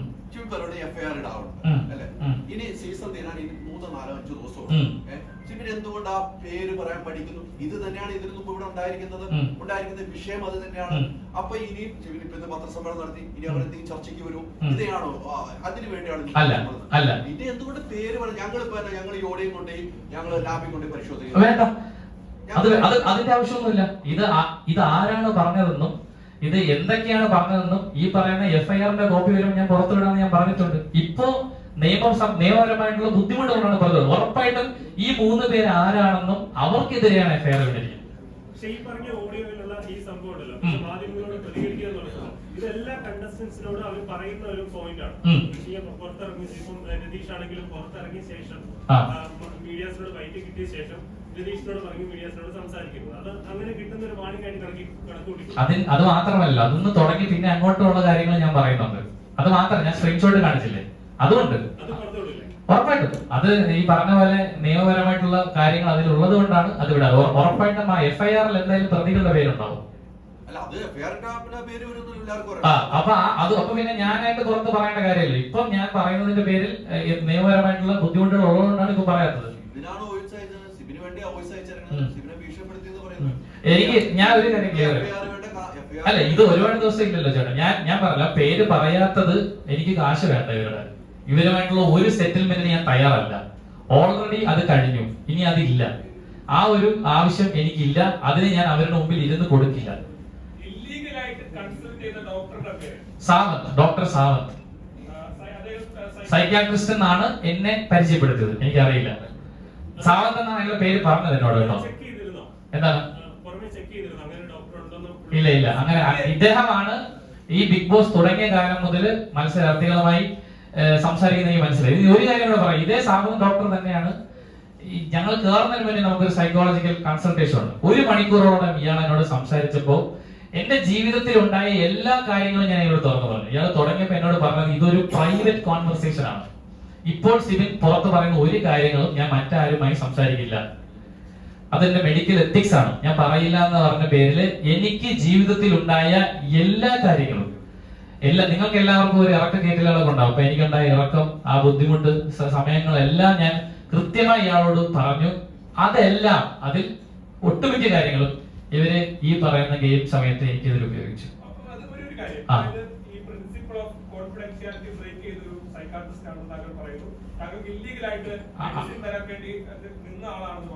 സ്വാഭാവികമായും ഒരു പരാതി നൽകുമ്പോൾ ഏറ്റവും പ്രധാനമായിട്ടുള്ള ഒരു ആളായി അദ്ദേഹം വരേണ്ടതാണ്. തീർച്ചയായും എഫ്ഐആറിൽ അദ്ദേഹത്തെയാണോ പ്രധാനമായി താങ്കൾ ഉൾപ്പെടുത്താൻ ഒരു പ്രധാന കൺസേൺ അല്ലേ? താങ്കളുടെ മെന്റൽ ഹെൽത്ത് തകർത്തു എന്ന് പറയുന്ന ഒരാളെ ഏറ്റവും പ്രധാനമായി താങ്കൾ ഉയർത്തിക്കാണിക്കുന്നത്? തീർച്ചയായും ഞാൻ സ്റ്റേറ്റ്മെന്റ് കൊടുക്കുമ്പോൾ അദ്ദേഹത്തിന്റെ പേര് തീർച്ചയായും പറയും. അല്ല, ഏഷ്യാനെറ്റിന്റെ ആളാണ്. അതെ. ഈ ഷോയുമായി ബന്ധപ്പെട്ട ആളാണ്. ഈ ഷോയുമായി എന്നോട് കമ്മ്യൂണിക്കേഷൻസ് നടത്തിയ ആളാണ്. തുടക്കം മുതൽ കമ്മ്യൂണിക്കേഷൻ നടത്തിയ ആളാണ്. ഇദ്ദേഹം തന്നെയാണ്. 50% ആണ് കൃത്യമായിട്ട് വേണം. ഇല്ല, ഞാൻ വളരെ മാന്യമായി പറയണം. അങ്ങനെ അതിന്റെ ആവശ്യമില്ലല്ലോ. എനിക്ക് ഓൾറെഡി ഈ ചാനലിൽ ഞാൻ വേറൊരു പരിപാടി ചെയ്യുന്നുണ്ട്. അതിൽ കിട്ടുന്നതിൽ നിന്ന് കുറച്ച് തുക കൂട്ടിയാണ് ഇപ്പൊ ഇവർ പറഞ്ഞത്. സ്വാഭാവികമായിട്ടും ആ ഷോ രാവിലെ പോയി വൈകുന്നേരം തിരിച്ചു വരുന്ന ഒരു ഷോയാണ്. ഇത് 24 hours നിൽക്കുന്ന ഒരു ഷോ ആകുമ്പോൾ കൂടുതൽ പേയ്മെന്റ് തരണം. മാന്യമായി ഞാനൊരു അത്രയും പേയ്മെന്റ് അർഹിക്കുന്നില്ല എന്നുള്ളൊരു ചോദ്യം ഞാൻ അദ്ദേഹത്തിനോട് ചോദിച്ചു. ഇല്ല, അതിന് ആ സമയത്ത് നമുക്ക് ഇങ്ങനെയൊക്കെ ഉണ്ടാവുമെന്ന് അറിയില്ലല്ലോ.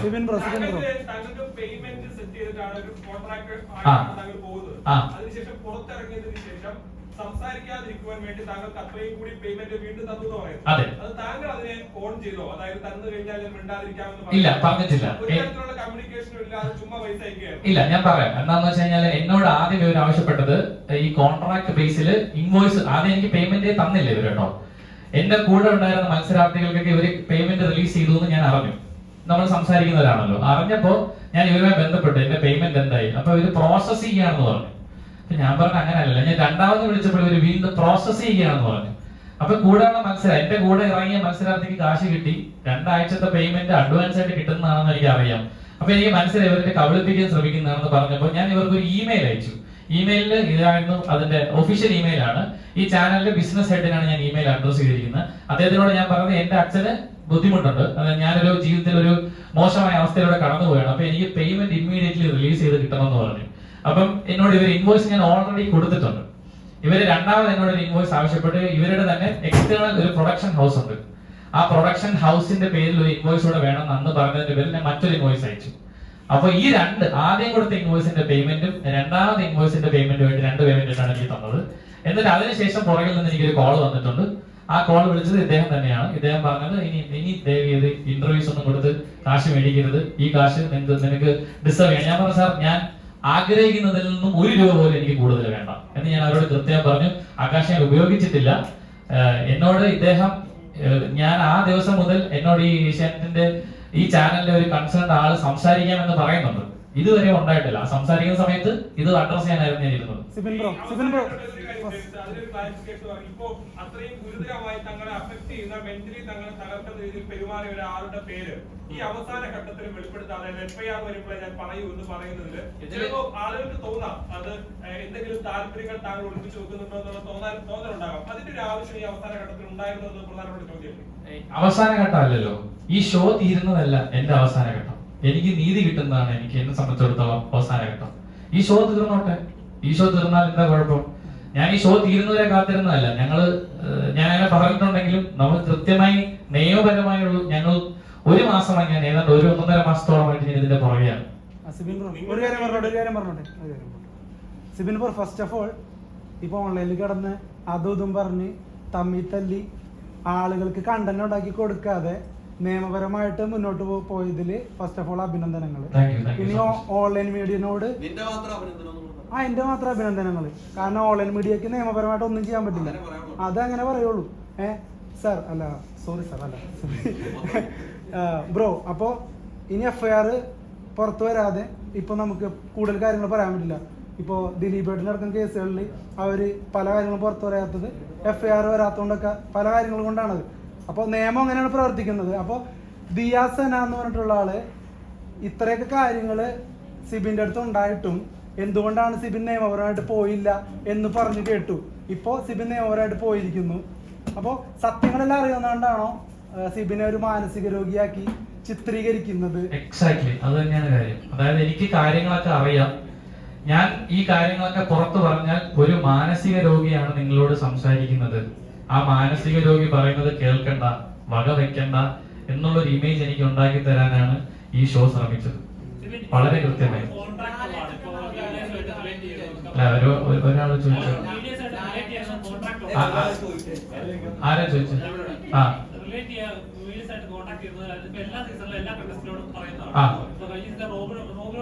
പിന്നീട് കോൺട്രാക്ട് കഴിഞ്ഞ ശേഷമാണ് പല ഇഷ്യൂസ് ഉണ്ടായതും കാര്യങ്ങളൊക്കെ നടന്നത്. ഇപ്പൊ താങ്കൾ ഓൾറെഡി കോൺട്രാക്ട് നിൽക്കുന്ന സമയം വേണമെന്ന് വെച്ചാൽ അവർക്ക് കൗണ്ടർ ചെയ്തിട്ട് വേണമെങ്കിൽ ഇത് എന്താ പറയുക ഇത് കള്ളമാണെന്നൊക്കെ പറഞ്ഞ് വേണമെങ്കിൽ ചെയ്യാൻ പറ്റുന്നതാണ്.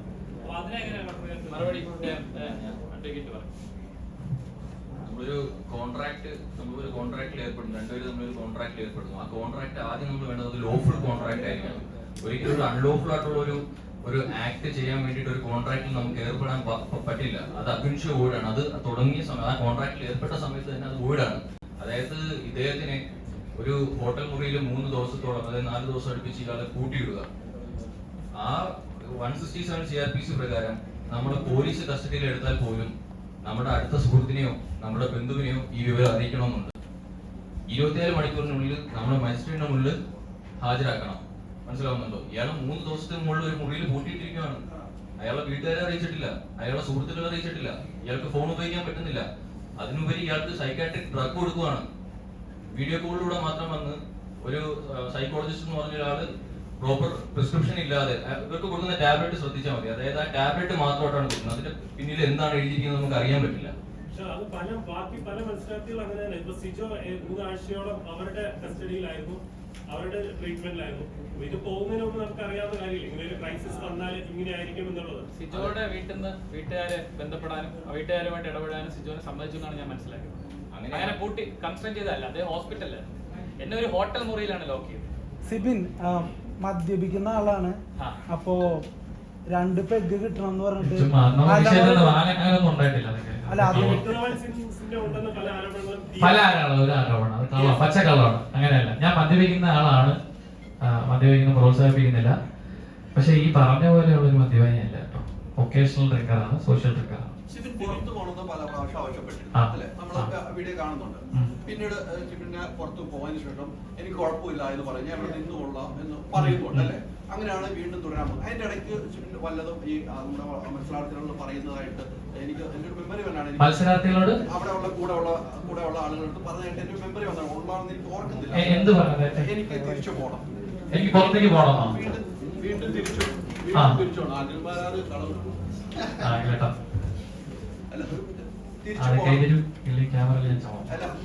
തിരിച്ചു പോകണമെന്ന് പറയുന്നു. ഈ മരുന്ന് തന്നതിന് ശേഷം താങ്കൾക്ക് ഉറങ്ങാൻ കഴിഞ്ഞു? ആദ്യ ദിവസം എനിക്ക് ഈ ഹൗസിനുള്ളിൽ വെച്ച് എനിക്ക് മരുന്ന് തന്നിട്ടില്ല. അടുത്ത തിരിച്ച് ആദ്യ ദിവസം കൂടി തിരിച്ചു വന്നപ്പോ ഞാൻ സുഖമായിട്ട് ഉറങ്ങി എന്നൊക്കെ പറയുന്നുണ്ടായിരുന്നു. ഇല്ല, ഞാൻ ഹൗസിനുള്ളിൽ വന്നിട്ട് ഞാൻ ഉറങ്ങി എന്ന് പറഞ്ഞിട്ടില്ല. ഞാൻ എന്നെ ഇവര് പുറത്ത് ഹോട്ടൽ മുറിയിൽ എത്തിച്ചതിന് ശേഷം തിരിച്ച് വീട്ടിൽ കൊണ്ടുവന്നിട്ടില്ല. ഇല്ല, അവിടെ നേരെ പുറത്ത് എന്നെ കൺഫെഷൻ റൂമിൽ നിന്ന് ജസ്റ്റ് പുറത്തേക്ക് ഇറക്കി. ആ പുറത്തിറക്കിയ സമയത്ത് ഞാൻ പറഞ്ഞ 3 അധികൃതർ വരുന്നു, പുറത്ത് പോകരുത്, ഈ ഗെയിം ഇങ്ങനെയാണ് എന്ന് പറഞ്ഞ് കമ്പൽസറി ആയിട്ട് എന്നെ തിരിച്ചു പൂശി അകത്ത് കയറ്റിയതാണ്.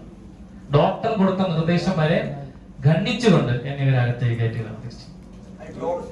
മറുപടി പറയുന്നത് ഇത് ആ സൈഡിൽ നിൽക്കുന്നവരാണ് ഇതിന് മറുപടി പറയുന്നത്. വീട്ടില് വിളിച്ചു പറഞ്ഞു അസുഖം ഉണ്ടെന്ന് വിളിച്ചു പറഞ്ഞു. എന്തെങ്കിലും പ്രൂഫ് ഉണ്ടോ? താങ്കൾക്ക് ഇതാണ് അസുഖം എന്ന് പറഞ്ഞ് ഇന്നലെ റെക്കോർഡ് ഇല്ല, ഇത് നമുക്ക് നമ്മൾ ആ സമയത്തൊക്കെ റെക്കോർഡ് ചെയ്യുന്നതിനെ കുറിച്ച് ചിന്തിക്കൂ. സ്വാഭാവികമായിട്ട് ബാക്ക് ടു ബാക്ക് നമ്മൾ വിളിക്കുന്ന സമയത്ത് അതിപ്പോ സ്റ്റേറ്റ്മെന്റ് ആയിട്ട് കൊടുക്കുന്നതല്ലേ, നമുക്ക് ബാക്ക് ടു ബാക്ക് നമ്മൾ വിളിക്കുകയാണ് ഇവരെ. ആ വിളിക്കുന്നതിന്റെ ഭാഗമായിട്ടാണ് എന്നോട് എന്റെ വീട്ടുകാരോട് ഇങ്ങനെ പറയുന്നത്, അവസാനമായിട്ടാണ് പറയുന്നത്. അപ്പോഴൊന്നും അവർ റെക്കോർഡ് ചെയ്യുന്നതിനെ കുറിച്ച് ചിന്തിക്കില്ല. സിബിൻ ഇപ്പൊ പറഞ്ഞു മെഡിസിൻസ് പലരിലും പരീക്ഷിക്കുന്നുണ്ട്, അതെ, സംശയമാണ്, എല്ലാവരും കൊടുക്കുന്നുണ്ട്. ഓക്കെ, അപ്പൊ പല സീസണിലും അങ്ങനെ പലരിലും ഇങ്ങനെ പരീക്ഷിക്കുന്നുണ്ട്. ഒരാൾ സൂയിസൈഡിനൊക്കെ ശ്രമിച്ചു. അപ്പൊ ഒരു വലിയ ഡ്രഗ് മാഫിയ ഇതിന്റെ പിന്നിൽ ഉണ്ടാവാം, അന്വേഷണത്തിൽ തെളിയട്ടെ, ഉണ്ടാവാം. അറിയില്ല, ഞാൻ പറഞ്ഞല്ലോ, ഞാൻ പ്രിസ്ക്രിപ്ഷൻ ചോദിച്ചിട്ട് ഈ നിമിഷം വരെ എനിക്ക് ഒരു തന്നിട്ടില്ല.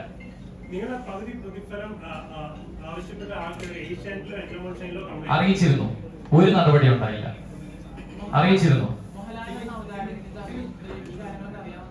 ഇല്ല.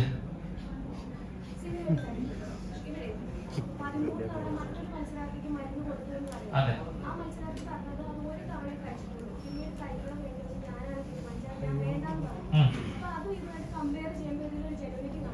എന്ത് ജെന്യൂനിറ്റിയാണ്?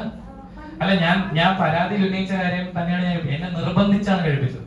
ഞാനത് പറഞ്ഞു, എന്നെ നിർബന്ധിച്ചാണ് കഴിച്ചാൽ മാത്രമേ അകത്തേക്ക് പോകാൻ സാധിക്കുള്ളൂ.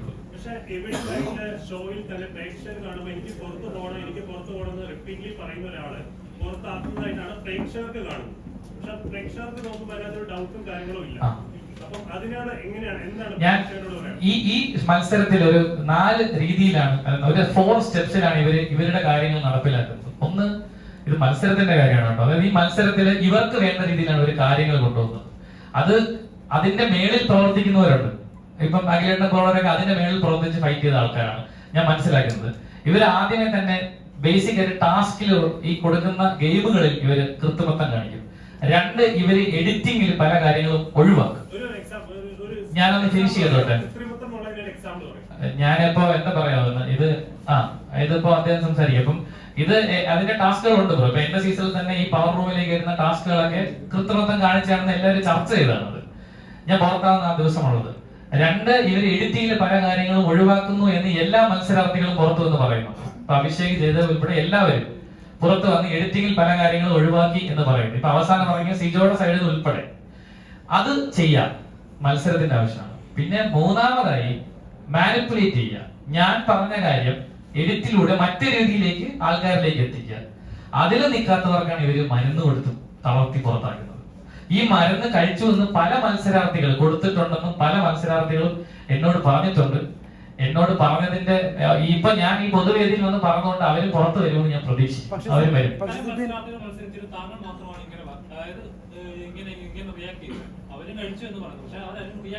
ഇനി വരുമെന്ന് ഞാൻ പ്രതീക്ഷിക്കുന്നു. ഇപ്പൊ നമ്മൾ കാര്യം എല്ലാവരും ഇവര് അടച്ചുപൂട്ടിയിടുന്നത് ബ്രോ ഈ നിയമപരമായിട്ട് കോൺട്രാക്ട് എന്ന് പറഞ്ഞാൽ എല്ലാവരും ഇവര് പീഡിപ്പിക്കുന്നു.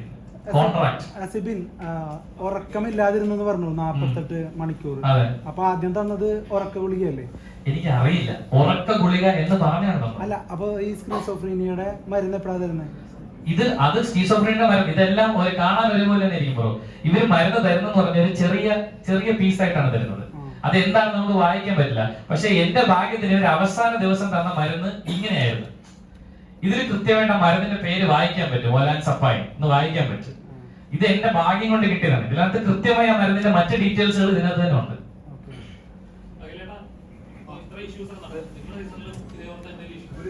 ഞാൻ ആമുഖമായിട്ടൊരു കാര്യം പറയട്ടെ. ഞാൻ ഇത് പൂർണ്ണമായും സിബിന്റെ പത്രസമ്മേളനമാണ്. ഞാനിതിൽ വരുന്നത് ഈ വിഷയത്തിൽ സിബിന് ഒരു പൂർണ്ണ പിന്തുണ. പൊതുവെ ഇത്തരം വിഷയങ്ങളിൽ നമുക്കറിയാം, ഈ അവനവന്റെ കാര്യം നോക്കി ജീവിക്കുന്നവരാണ് നമുക്ക് ചുറ്റും എല്ലാവരും ഉള്ളത്. നഷ്ടങ്ങളിലേക്ക് പൊതുവെ എല്ലാവർക്കും വലിയ ഭയവുമാണ്. തുടക്കത്തിൽ ഈ വിഷയം പബ്ലിക്കായിട്ട് സിബിൻ എന്നോട് പേഴ്സണലി അവന്റെ ഒരു വിഷമം പറയുകയും അത് പബ്ലിക്കലി പറഞ്ഞിട്ടാണ് ഇത് കൂടുതൽ ചർച്ചയാവുന്നത്. അതുകൊണ്ടാണ് സിബിൻ ഇത് പറഞ്ഞപ്പോൾ ഇതിനകത്ത് വരാമെന്ന് ഞാൻ പറയാം. അത് ആമുഖമായി പറയട്ടെ, ഇത് എന്റെ പത്രസമ്മേളനമല്ല. പിന്നെ എന്തെങ്കിലും ഇതുമായിട്ട് കണക്ട് ചെയ്തുകൊണ്ട് ചോദിക്കുക, പറയാം. അതോടൊപ്പം ഒരു കാര്യം കൂടി ഞാൻ കൂട്ടിച്ചേർത്ത് പറയാം. കഴിഞ്ഞ ദിവസവും ഇന്ന് സിബിന്റെ പത്രസമ്മേളനമാണ്. അഖില നീ അതിൽ പോകരുത് എന്ന് എന്റെ ചില അടുത്ത സുഹൃത്തുക്കൾ ഉപദേശിച്ചു. അപ്പൊ അവരെന്നോട് പറഞ്ഞത്, സിബിൻ പറയുന്നതൊക്കെ നിനക്ക് വിശ്വസിക്കാമോ? അവൻ പറയുന്നത് കള്ളത്തരമല്ലേ? ഞാൻ പറഞ്ഞത് ഒറ്റ കാര്യമേ പറഞ്ഞുള്ളൂ. ഒരു തെളിവും അവൻ എനിക്ക് തന്നില്ലെങ്കിലും അവൻ പറയുന്നത് 100% സത്യമാണെന്ന് മനസ്സിലാക്കിയിട്ട് തന്നെയാണ് ഞാൻ പ്രതികരിച്ചത്. അത് പറയാനുള്ള കാരണം, സിബിനെ പോലൊരു ആളെ സംബന്ധിച്ച്, ഏഷ്യാനെറ്റിൽ വർക്ക് ചെയ്തുകൊണ്ടിരുന്ന ഒരാളെ സംബന്ധിച്ച് അവിടുന്ന് പുറത്തിറങ്ങി ആ ചാനലിനെതിരെ പറയേണ്ട യാതൊരു കാര്യങ്ങളുമില്ല. അവന്റെ ഉള്ളിൽ എത്രത്തോളം വേദന ഉണ്ടായിട്ടുണ്ട് എന്നുള്ളതിന്റെ ഒരു വലിയ തെളിവാണ് ചെന്നൈ പോലൊരു സ്ഥലത്ത് പോയിട്ട് ആദ്യം പോലീസ് സ്റ്റേഷനിൽ പോയിട്ട് പരാതി കൊടുത്തപ്പോൾ സ്വീകരിക്കാതിരിക്കുകയും വീണ്ടും അതിനെതിരെ പോരാടാൻ ഇദ്ദേഹത്തിന്റെ കൂടെ സഹായത്തോടു കൂടി കോടതി വഴി DGP കൊണ്ട് നിങ്ങൾ എത്ര പേര് പോകും? ഇപ്പൊ നമുക്ക് എല്ലാവർക്കും ഇത്ര വലിയ കോർപ്പറേറ്റുകളിൽ നിന്നൊക്കെ പ്രശ്നങ്ങൾ നേരിടേണ്ടി വന്നു കഴിഞ്ഞാൽ നമ്മൾ എന്തെങ്കിലുമൊക്കെ പറയും, ഒരു ഫേസ്ബുക്ക് പോസ്റ്റോ മറ്റു കാര്യങ്ങളൊക്കെ പറഞ്ഞിട്ട് നമ്മൾ അതിനെ ഒന്ന് സ്റ്റോപ്പ് ചെയ്യും. പക്ഷേ ഒരു ചെറുപ്പക്കാരൻ അതിനെതിരെ പോരാടാൻ തീരുമാനിക്കുന്നു. എന്താണ് ലാഭം? അപ്പൊ ഒരു ലാഭവും പ്രതീക്ഷിക്കാതെ ജീവിതത്തിൽ വലിയ നഷ്ടങ്ങൾ, വർക്ക് ചെയ്തുകൊണ്ടിരുന്ന സിനിമയിൽ നിന്ന് അവരുടെ പേര് മാറ്റി, റിലീസ് ആവാൻ പോകുന്ന സിനിമയിൽ നിന്ന് പേര് മാറ്റി, മറ്റു പല രീതിയിലുള്ള പ്രശ്നങ്ങൾ, ത്രെട്ടുകൾ, ഭീഷണികളൊക്കെ വരുന്ന സമയത്തും അവൻ അങ്ങനെ ഇറങ്ങി തിരിച്ചിട്ടുണ്ടെന്നുണ്ടെങ്കിൽ അവന്റെ ഉള്ളിൽ എവിടെയോ വേദനിക്കപ്പെട്ടിട്ടുള്ള ഒരു മനുഷ്യനുണ്ടായി. ആ വേദനിക്കപ്പെട്ട മനുഷ്യന്റെ ഒപ്പമാണ് ഞാൻ അന്ന സമയത്തും ഈ മരുന്ന്, ഞാൻ മെഡിക്കൽ കമ്പനിയിൽ വർക്ക് ചെയ്തതാണ്, സൈക്കാട്രിക് ഡിവിഷനുള്ള കമ്പനി വർക്ക് ചെയ്തതാണ്, റിസർച്ച് കമ്പനികളിൽ വർക്ക് ചെയ്തിട്ടുള്ള ആളാണ്. എനിക്കറിയാം ഒരു ഫാർമ കമ്പനികൾ ഏതെല്ലാം രീതിയിൽ ഇത്തരം റിസർച്ചുകൾക്ക് വേണ്ടിയിട്ട് ആൾക്കാരെ ഉപയോഗിക്കുമെന്നുള്ള കാര്യം. അപ്പൊ ഇതും കൂടെ പറഞ്ഞിട്ടാണ് ഞാനും ഈ വിഷയത്തിൽ വന്നത്. ഇനി നിങ്ങൾക്ക് എന്തെങ്കിലും ചോദിക്കേണ്ട നേരത്തെ ഇദ്ദേഹം ചോദിച്ചപ്പോൾ ഞാൻ പറഞ്ഞു ഞാൻ മറുപടി പറയാമെന്ന് പറഞ്ഞു. അതായത് ഈ ഷോയിൽ ഇവർക്ക് തീരുമാനിക്കാം ആരെ ജയിപ്പിക്കണം എന്നുള്ള കാര്യം. ഒരല്പം കഴിവർക്ക് ഉണ്ടായിരുന്നാൽ മതി. അപ്പൊ ഉദാഹരണത്തിന് കഴിഞ്ഞ സീസൺ എടുക്കാം. തുടക്കത്തിൽ ഈ കഴിഞ്ഞ സീസണിൽ മുന്നിൽ വരാൻ നിന്ന മത്സരാർത്ഥി ഞാൻ ആയിരുന്നില്ല. ഞാൻ ഭയങ്കര നെഗറ്റീവിലായിരുന്നു. വിഷ്ണു ആയിരുന്നു മുന്നിൽ വരാൻ നിന്നിരുന്നത്. അതുകൊണ്ട് തന്നെ ഒരു എപ്പിസോഡിൽ നിന്ന് വിഷ്ണുവിനെ പരമാവധി ഒഴിവാക്കുകയും വിഷ്ണുവിന്റെ ആദ്യത്തെ ക്യാപ്റ്റൻസി ടാസ്ക് നിങ്ങൾ എടുത്ത് നോക്കുക, അത് പസിൽ ടാസ്ക് ആണ്. പസിലുകൾ അറേഞ്ച് ചെയ്യുന്നത് വിഷ്ണു അല്ല, അവർ അറേഞ്ച് ചെയ്ത് കൊടുക്കുന്ന പസിലാണ് വിഷ്ണുവിന്റെ മുന്നിലേക്ക് എത്തുന്നത്, അല്ലെങ്കിൽ ഒരു മത്സരാർത്ഥിയുടെ മുന്നിലേക്ക് എത്തുന്നത്. ഈ മത്സരത്തിൽ ഈ മത്സരാർത്ഥി വിജയിക്കണോ വേണ്ടയോ എന്ന് മുൻകൂറായിട്ട് തീരുമാനിച്ചുകൊണ്ട് ഒരു ടാസ്ക് അവർക്ക് പ്രിപ്പയർ ചെയ്യാൻ പറ്റും. നമുക്കത് ജയിക്കാൻ പറ്റില്ല. അന്ന് വിഷ്ണുവിന്റെ ഈ പസിൽ വിഷ്ണു എത്ര ശ്രമിച്ചിട്ടും വിഷ്ണുവിന് സെറ്റ് ചെയ്യാൻ പറ്റുന്നില്ലായിരുന്നു. ആ ടാസ്കിൽ ഷിജിച്ചേട്ടനാണ് ജയിച്ചത്. ആ ടാസ്കിൽ തന്നെ ഷിജിച്ചേട്ടന്റെ ഒപ്പം മത്സരിച്ച ഞാൻ ആരാന്ന് മറന്നുപോയി, ഒരാളുകൂടി ഉണ്ടായിരുന്നു. അയാളുടെ പസിലും അപ്പുറത്തിന് ആരോ റെഡിയാക്കിയിട്ട് വിഷ്ണുവിന്റെ അത് കുറെ സമയം ട്രൈ ചെയ്തപ്പോഴത്തേക്ക് ബിഗ് ബോസ് അനൗൺസ് ചെയ്തു, നിങ്ങൾ ലിവിംഗ് റൂമിലേക്ക് പോവുക. സമാനമാണ്. ഞാൻ ഇനി ഒരു രണ്ട് കാര്യം കൂടെ പറയാം. കഴിഞ്ഞ സീസണിൽ അവർ ആഗ്രഹിച്ചിരുന്ന ഒരു മത്സരാർത്ഥി ഫിനാലിൽ എത്തണമെന്നും ആ മത്സരാർത്ഥി വിജയിക്കണമെന്നും അവർക്കൊരു വ്യക്തമായ പ്ലാൻ ഉണ്ടായിരുന്നു. ആ പ്ലാന്റെ അടിസ്ഥാനത്തിൽ പക്ഷേ 63ാമത്തെ ദിവസത്തെ എവിക്ഷനിൽ ആ പർട്ടിക്കുലർ മത്സരാർത്ഥി സെക്കൻഡ് ലാസ്റ്റ് നിൽക്കുകയാണ്, വോട്ടിംഗിൽ സെക്കൻഡ് ലാസ്റ്റ് ആണ്. ഒരു പക്ഷേ വന്നാൽ എവിക്ട് ആയി പോയേക്കാം. അപ്പൊ ആ മത്സരാർത്ഥി ഇവർക്ക് സർവൈവ് ചെയ്യണമെങ്കിൽ ആ മത്സരാർത്ഥിക്ക് ജയിക്കാൻ കഴിയുന്ന ടാസ്കുകൾ കൊടുക്കുകയും മുന്നിൽ നിൽക്കുന്ന ആൾക്കാരെ പിന്നിലേക്ക് കൊണ്ടുവരികയും വേണം. അവിടെയാണ് ടിക്കറ്റ് ഫിനാലെ ടാസ്കിലേക്ക് എത്തുമ്പോൾ അതിന് തൊട്ട് മുമ്പ് ലൈഫ് ഗ്രാഫ് എന്നൊരു ടാസ്ക് വന്നു. നമ്മുടെ ജീവിതത്തിലെ ഉയർച്ച താഴ്ചകളെ കുറിച്ച് പറയുക എന്ന് പറഞ്ഞൊരു ടാസ്ക്. ഇതേ മത്സരാർത്ഥിയാണ് ഹൗസിൽ പല പ്രാവശ്യം പറഞ്ഞുകൊണ്ട് നടന്നത്. എനിക്ക് ജീവിതകഥ പറഞ്ഞ സമയത്ത് പൂർണ്ണമായും പറയാൻ പറ്റില്ല, എനിക്ക് പറയാൻ പറ്റില്ല എന്ന് പറഞ്ഞ് നിരന്തരം പരാതി പറഞ്ഞുകൊണ്ട് നടക്കുകയും ലൈഫ് ഗ്രാഫ് എന്നൊരു ടാസ്ക് കഴിഞ്ഞ സീസണിലെ ഏറ്റവും ബോറിംഗ് ടാസ്കും എന്നാൽ പാൻ ഇന്ത്യയിൽ ഹിറ്റായ ടാസ്കുമാണ്. നമ്മളെ ഇതിന്റെ സന കഥയോടുകൂടി ഹിറ്റായ ടാസ്കുമാണ്. ഈ ടാസ്ക് ഒരിക്കലും ആരും, കാരണം നിങ്ങൾ ആലോചിച്ചു, നോർമലി പോയിരുന്നെങ്കിൽ ഇത് ഭയങ്കര ബോറിംഗ് ടാസ്കാ. ഒരാഴ്ച മൊത്തം വന്നിരുന്ന മത്സരാർത്ഥികൾ കഥ പറയുക. ഇപ്പൊ ഞാനൊക്കെ വന്ന് പറഞ്ഞ കഥ ഈ പ്രോപ്പർ എപ്പിസോഡിലല്ല ടെലികാസ്റ്റ് ചെയ്തത്, പ്ലസിലാണ് ടെലികാസ്റ്റ് ചെയ്തത്. പക്ഷെ ഒരു മത്സരാർത്ഥിക്ക് പുറത്ത് സപ്പോർട്ട് കിട്ടാൻ അവർ ആ ഹൗസിനുള്ളിൽ ഉന്നയിച്ചുകൊണ്ടിരുന്ന ആക്ഷേപം, അതായത് അവരുടെ പരാതികൾക്ക് വേണ്ടിയിട്ട് ഒരു ടാസ്ക് പ്ലാൻ ചെയ്യുന്നു. അത് കഴിഞ്ഞ് ടിക്കറ്റ് ഫിനാലെ വരുന്നു. ഇപ്പൊ എനിക്കെന്ന് പറയുന്നത് ഭയങ്കര ശാരീരികമായിട്ട് ബുദ്ധിമുട്ടുള്ള സമയമായിരുന്നു. ഒരിക്കലും എനിക്ക് ടിക്കറ്റ് ഫിനാലെ ഇവർ തന്ന ടാസ്ക് ജയിക്കാൻ പറ്റില്ല. ഷിജിച്ചേട്ടൻ നടുവേല പിടിച്ചെടുക്കുന്ന ആളെ ജയിക്കാൻ പറ്റില്ല. വിഷ്ണുവും ഇതിനും ഞങ്ങളുടെ സ്വഭാവം അനുസരിച്ച് ഈ രാവിലെ തൊട്ട് വൈകുന്നേരം വരെ 15-16 മണിക്കൂർ കുത്തിയിരിക്കുന്ന ടാസ്ക് ജയിക്കില്ല. പക്ഷെ 15-16 മണിക്കൂർ കുത്തിയിരുന്നാൽ ആര് വിജയിക്കുമെന്ന് അവർക്കൊരു പ്ലാൻ ഉണ്ടായിരുന്നു. ആ പ്ലാനിനെ അപ്രതീക്ഷിതമായിട്ട് മറികടന്ന ഒരാളായിരുന്നു നാദ്ര. 2 ടാസ്കിൽ നാദ്ര വിജയിച്ചു. 3ാമത്തെ ടാസ്ക്, അതാണ് ഞാൻ പറയുന്നത്, സ്വിമ്മിംഗ് പൂളിൽ ഒരു കോയിൻ ഇടുന്ന ടാസ്ക് ആണ്. ഞങ്ങളുടെ ഹൗസിൽ വെള്ളത്തെ ഏറ്റവും കൂടുതൽ ഭയപ്പെട്ടിരുന്ന ആൾ നാദ്രയാണ്. ഞാൻ പറഞ്ഞാൽ നിങ്ങൾക്ക് കൃത്യമായിട്ട് നിങ്ങൾക്ക് ആലോചിച്ച് മനസ്സിലാക്കാൻ പറ്റും. അപ്പോൾ രാജ്യത്തെ അപ്രതീക്ഷിതമായിട്ട് നാദ്ര ഫസ്റ്റ് ടാസ്കിൽ സെറീന ജയിക്കുന്നു, സെക്കൻഡ് ടാസ്കിൽ നാദ്ര ജയിക്കുന്നു. ആദ്യത്തെ ടാസ്കിൽ 10 പോയിന്റും രണ്ടാമത്തെ ടാസ്കിൽ രണ്ടാമത്തെ നാദ്രയ്ക്ക് 19 പോയിന്റ്, 16 പോയിന്റ് ശോഭയ്ക്ക്, 19 പോയിന്റ് നമ്മുടെ നാദ്രയ്ക്ക്. അടുത്ത 3ാമത്തെ ടാസ്ക് എന്ന് പറയുന്നത് നാദ്ര ഏറ്റവും പിന്നിലേക്ക് പോകണമെങ്കിൽ നാദ്രയ്ക്ക് ഒരിക്കലും വിജയിക്കാൻ പറ്റാത്ത ഒരു ടാസ്ക് കൊടുത്തത് സ്വിമ്മിംഗ് പൂളിൽ മുങ്ങിത്തപ്പി കോയിൻ എടുക്കുന്ന ടാസ്കാണ്. വെള്ളത്തിൽ ഇറങ്ങിയാൽ ഭയന്ന് വിറച്ച് നിലവിളിക്കുന്ന ഒരാളാണ് നാദ്ര. അപ്രതീക്ഷിതമായിട്ട് നാദ്ര സ്വിമ്മിംഗ് പൂളിൽ ഇറങ്ങിയ സമയത്ത് നാദ്രയുടെ ഒരു ഭയങ്കര, നാദ്ര കണ്ട് മുങ്ങിച്ചാവാൻ പോയിട്ടുള്ളൂ, നാദ്രയ്ക്ക് ഭയങ്കര ഭയം ഉണ്ടാവുകയും വെള്ളം കണ്ട പേടിയുള്ള രോഗമുള്ള ഒരാൾ കൂടിയാണെന്ന് പറഞ്ഞിട്ടുണ്ട്. അങ്ങനെ നാദ്രയെ ഏറ്റവും പിന്നിലേക്ക് കൊണ്ടുപോവുകയും ഇവർ ആഗ്രഹിക്കുന്ന ഒരു മത്സരാർത്ഥിയെ അതുവഴി മുന്നിലേക്ക് കൊണ്ടുവരികയും ചെയ്യണം. അതുപോലെ തൊട്ടടുത്ത് വന്ന പസിൽ ടാസ്കുകൾ. പിന്നെ ഫാമിലി വീക്ക് ഞാൻ ഈ പറഞ്ഞ മത്സരാർത്ഥിയുടെ വീട്ടിൽ നിന്ന് ആരും വരില്ല എന്ന് പറഞ്ഞപ്പോൾ അത് മാറ്റിവെക്കാൻ തീരുമാനിച്ചതാണ്. അതുപോലെ ഇവർക്ക് പ്ലാൻ ചെയ്യും. ഇപ്പൊ ഫാമിലി വീക്കില് ഒരാളേക്ക് അകത്തേക്ക് കടത്തി വിടുമ്പോൾ ഡ്രാമ ക്രിയേറ്റ് ചെയ്യാം, അതായത് ഒരു ക്രിയേറ്റീവ് കോൺട്രിബ്യൂഷൻ കൊടുക്കാം. ഉദാഹരണം, ഷിജി ചേട്ടന്റെ കണ്ണ് കെട്ടിവെക്കുന്നു, മകൾ അടുത്ത് വന്ന് നിൽക്കുമ്പോൾ അവിടെ ഒരു വൈകാരികമായിട്ടുള്ള അന്തരീക്ഷം ഉണ്ടാവും. ഇപ്പം അച്ഛനായ ഞാൻ ഫ്രീസ് ആയിട്ട് നിൽക്കുകയും എന്റെ മക്കൾ എന്റെ അടുത്ത് വന്ന് നിൽക്കുകയും ഞാൻ ഫ്രീസ് ആണ്, മക്കളുടെ എല്ലാ റിയാക്ഷനും കണ്ടുകൊണ്ട് നിൽക്കുമ്പോൾ സ്വാഭാവികമായിട്ടും ഒരു വൈകാരിക തലത്തെ ഇവർക്ക് ക്രിയേറ്റ് ചെയ്യിച്ചെടുക്കാം. അതായത് മത്സരാർത്ഥികളിൽ നിന്ന് സ്വാഭാവികമായി ഉണ്ടായില്ലെങ്കിലും ക്രിയേറ്റ് ചെയ്യിച്ചെടുക്കാൻ പറ്റും. പക്ഷെ അതേസമയം അത് എനിക്കങ്ങനെ തന്നില്ല. എന്റെ കാര്യത്തിൽ അപ്രതീക്ഷിതമായി സംഭവിച്ചതാണ്. എനിക്ക് പ്ലെയിൻ എൻട്രിയാണ്. അതായത് എന്റെ വൈഫും കുട്ടികളും സ്ട്രെയിറ്റ് ആയിട്ട് കയറി വരികയാണ്. അവിടെ ആ ഡ്രാമ അവിടെ സംഭവിച്ചത് നോർമൽ ആയിരുന്നു, നാച്ചുറൽ ആയിരുന്നു. മറ്റുള്ളവർക്ക് വേണ്ടിയിട്ട് ഇവരെന്ത് ചെയ്തു, ബാക്കപ്പ് സപ്പോർട്ട് കൊടുക്കേണ്ടിരുന്നു. അപ്പൊ ഞാൻ ഈ പറഞ്ഞത് കൃത്രിമത്വം കാണിക്കുകയല്ല, അവർക്ക് ഫേവർ ചെയ്ത് വിജയിക്കാൻ ശേഷിയുള്ള ഒരു മത്സരാർത്ഥിക്ക് വേണ്ടിയിട്ട് പരമാവധി ചെയ്യാം. ഇപ്പൊ തുടക്കത്തിൽ നമ്മളെ തോൽപ്പിക്കാൻ വേണ്ടി ഒരു ടാസ്ക് പ്ലാൻ ചെയ്യാം. ഇപ്പൊ സിവിൻ ഉദാഹരണത്തിന് ജിൻഡോ നന്നായി പെർഫോം ചെയ്യുന്ന ഒരാളാണെന്നും ജിൻഡോയ്ക്ക് പർട്ടിക്കുലർ ടാസ്കുകളിൽ കഴിവുണ്ടെന്നും അവരുടെ ഒരു മത്സരാർത്ഥിക്ക് ആ കഴിവല്ല വേറൊരു കഴിവാണെങ്കിൽ ഒരു ടാസ്ക് കൊണ്ടുവരെ ഡൗൺ ആക്കുക. ഇപ്പൊ ഹോട്ടൽ ടാസ്കിൽ എന്നെ സെക്യൂരിറ്റി ആയിട്ടാണ് നിർത്തുന്നത്. കഴിഞ്ഞ സീസണിൽ സെക്യൂരിറ്റിക്ക് എന്ത് ചെയ്യാൻ പറ്റും? അവിടെ യാതൊരു റോളും ഇല്ല ടാസ്കിൽ, കാരണം പുറത്തു പോയി നിൽക്കണം. പക്ഷെ നമ്മൾ അതിനെ അതിജീവിച്ച്, അതായത് അവിടെ നിന്ന് എനിക്കെതിരെ പ്ലാൻ ചെയ്തുകൊണ്ടിരിക്കുന്ന കാര്യങ്ങൾ നമ്മൾ മനസ്സിലാക്കി അതിജീവിച്ചത് കൊണ്ടാണ് സർവൈവ് ചെയ്ത് മുന്നേ വരാൻ പറ്റിയതും അത് പ്രേക്ഷകർ തിരിച്ചറിഞ്ഞത് കൊണ്ടാണ് വിജയിക്കാൻ പറ്റിയത്. എന്നിട്ട് ഞാൻ പറഞ്ഞല്ലോ, ഫിനാലയിൽ റോബോട്ടിക് ആയിട്ട് വോട്ടുകൾ വന്ന് കയറി അത് പിടിച്ചതാണ്. അത് എന്തുകൊണ്ട് പിടിച്ചു എന്ന് ചോദിച്ചാൽ, കഴിഞ്ഞ സീസണിലെ ക്രിയേറ്റീവ് ഡയറക്ടർ വളരെ സാമാന്യ മര്യാദയുള്ള, ഉത്തരവാദിത്വ ബോധമുള്ള, അല്ലെങ്കിൽ ഒരു ഷോ നന്നായിട്ട് പോകണമെന്ന് ആഗ്രഹിക്കുന്ന ഒരു ലേഡി ആയിരുന്നു. അവരും ഇപ്പോ ഞങ്ങൾ ഈ ആരോപണം ഉന്നയിച്ച ആൾക്കാരും തമ്മിൽ വലിയ അടിയാണ് കഴിഞ്ഞ സീസണിൽ നടന്നത്. അവരുടെ ഒരൊറ്റ കടുംപിടുത്തമായിരുന്നു ഈ ഷോ നന്നായി തന്നെ വരണം, നല്ല, അതായത് പ്രേക്ഷകർ ആഗ്രഹിക്കുന്ന ഒരു മത്സരാർത്ഥി ജയിച്ചു വരണം. അതിനാൽ ചില ആൾക്കാർ പറഞ്ഞു എനിക്ക് ഫേവറിസം കിട്ടുന്നൊക്കെ ചിലർ പറഞ്ഞു. എനിക്കൊരു ഫേവറിസം കിട്ടിയിട്ടില്ല. നല്ലൊരു മത്സരാർത്ഥി എന്ന നിലയിൽ പ്രേക്ഷകർ ഇഷ്ടപ്പെടുന്ന ഒരു മത്സരാർത്ഥി ജയിച്ചു വരട്ടെ എന്ന രീതിയിൽ അവരുടെ കടുംപിടുത്തം പിടിച്ചിട്ടുണ്ടായിരുന്നു. അങ്ങനെ ദിസ് ഈസ് ടോട്ടലി അൺഫെയർ എന്ന് പറഞ്ഞിട്ട് ഞങ്ങൾ ഈ പറഞ്ഞ ആൾക്കാർ മെസ്സേജ് അയച്ചിട്ട് എന്റെ പാക്കപ്പ് പാർട്ടി, ഞാൻ വിജയിച്ച പാർട്ടിക്ക് പങ്കെടുത്തിട്ടില്ല. ഞാൻ വിജയിച്ച ദിവസം ഏഷ്യാനെറ്റിന്റെ ഒരാൾ പോലും അന്നേ ദിവസത്തെ പാക്കപ്പ്, അന്ന് രാത്രിയിലെ പാക്കപ്പ് പാർട്ടിയിൽ പങ്കെടുക്കാതെ പോയതാണ്. കാരണം അവർ ആഗ്രഹിച്ചതും അവർ ചിന്തിച്ചത് ഇതാണ് അല്ല. കാര്യം മുൻകൂറായിട്ട് ഷോയിൽ കയറുന്നതിന് മുൻപേ വാക്ക് കൊടുത്ത് ഒന്നുകിൽ ഷെയർ വാങ്ങിയിട്ടോ അല്ലെങ്കിൽ മറ്റെന്തെങ്കിലും രീതിയിൽ ഭാവിയിൽ പ്രയോജനം കൊടുത്ത് വരുത്താന്ന് പറഞ്ഞിട്ടോ ആ പ്ലാനുകൾ പൊളിഞ്ഞു. അതിന്റെ ദേഷ്യം ഇവർക്കുണ്ടായിരുന്നു. അല്ല, ഞാൻ വിജയിച്ച ആളല്ലേ, ഞാൻ ജയിച്ചതിന് ശേഷം ഞാൻ വന്നിട്ട് എന്നിട്ട് ഞാൻ പറയാം, ഞാൻ ഏഷ്യാനെറ്റിന്റെ ഫസ്റ്റ് ഒരു പ്രൊമോ ഷൂട്ടിനാണ് പോകുന്നത്, ഒരു സീരിയലിന്റെ പ്രൊമോ ഷൂട്ട്. അപ്പോഴും എന്നെ വിളിച്ചിട്ട് പ്രവീൺ, നമ്മുടെ ഇവനോട് സിബിനോട് പറഞ്ഞ് അദ്ദേഹം ഈ പ്രവീൺ എന്ന് പറയുന്ന ഏഷ്യാനെറ്റ് ഒരു PR ആയിട്ട് പുള്ളി എന്നെ വിളിച്ചിട്ട് പറഞ്ഞു, അഖിലെ പൈസ ഒന്നും ചോദിക്കരുത്, അഖിലിന് നമ്മൾ ഉണ്ടാക്കി തന്നിട്ടുള്ള ഒരു വലിയൊരു മൈലേജ് ഉണ്ട്. ഞാൻ പറഞ്ഞു, ഞാൻ ചിരിച്ചു. അപ്പൊ പുള്ളി ചോദിച്ചു എന്തിനാ ചിരിച്ചത്? ഞാൻ പറഞ്ഞല്ല, തോൽപ്പിക്കാൻ പരമാവധി നോക്കിയിട്ട് പിന്നെ ജയിപ്പിച്ചെന്ന് പറയരുത് എന്ന് ഞാൻ പറഞ്ഞു. ഇതൊക്കെ എനിക്കറിയാം, ഞാൻ അറിയാത്തൊരു പൊട്ടനാണെന്ന് നിങ്ങൾ വിചാരിക്കരുത്. പൈസ തന്നെങ്കിൽ ഞാൻ അത് ചെയ്യും. അപ്പം പൈസ തരരുത്. അപ്പൊ ഇതായിരുന്നു തുടക്കത്തിൽ ഇറങ്ങിയ ശേഷം ഉണ്ടായിരുന്നത്. പക്ഷെ എനിക്ക് അത് പറയേണ്ട കാര്യമില്ല, ഇപ്പോഴും ഇത് പറയേണ്ട കാര്യം എനിക്കില്ല. കാര്യം എന്ന് വെച്ചാൽ ഒരാളുടെ ഒരു പ്രശ്നം എന്റെ മുന്നിലേക്ക് എത്തിയപ്പോ എനിക്ക് നിശബ്ദത പാലിച്ചൂടെ? എനിക്ക് എന്താണ് നഷ്ടം? ഇപ്പൊ ഒരുപക്ഷെ സാബുവിന്റെ സ്ഥാനത്ത് ഞാൻ കയറി പോകേണ്ട ആളായിരിക്കാം. ഹോട്ടൽ ടാസ്കിൽ ഒരു പക്ഷെ എന്നെ അവർ വിളിച്ചേനെ.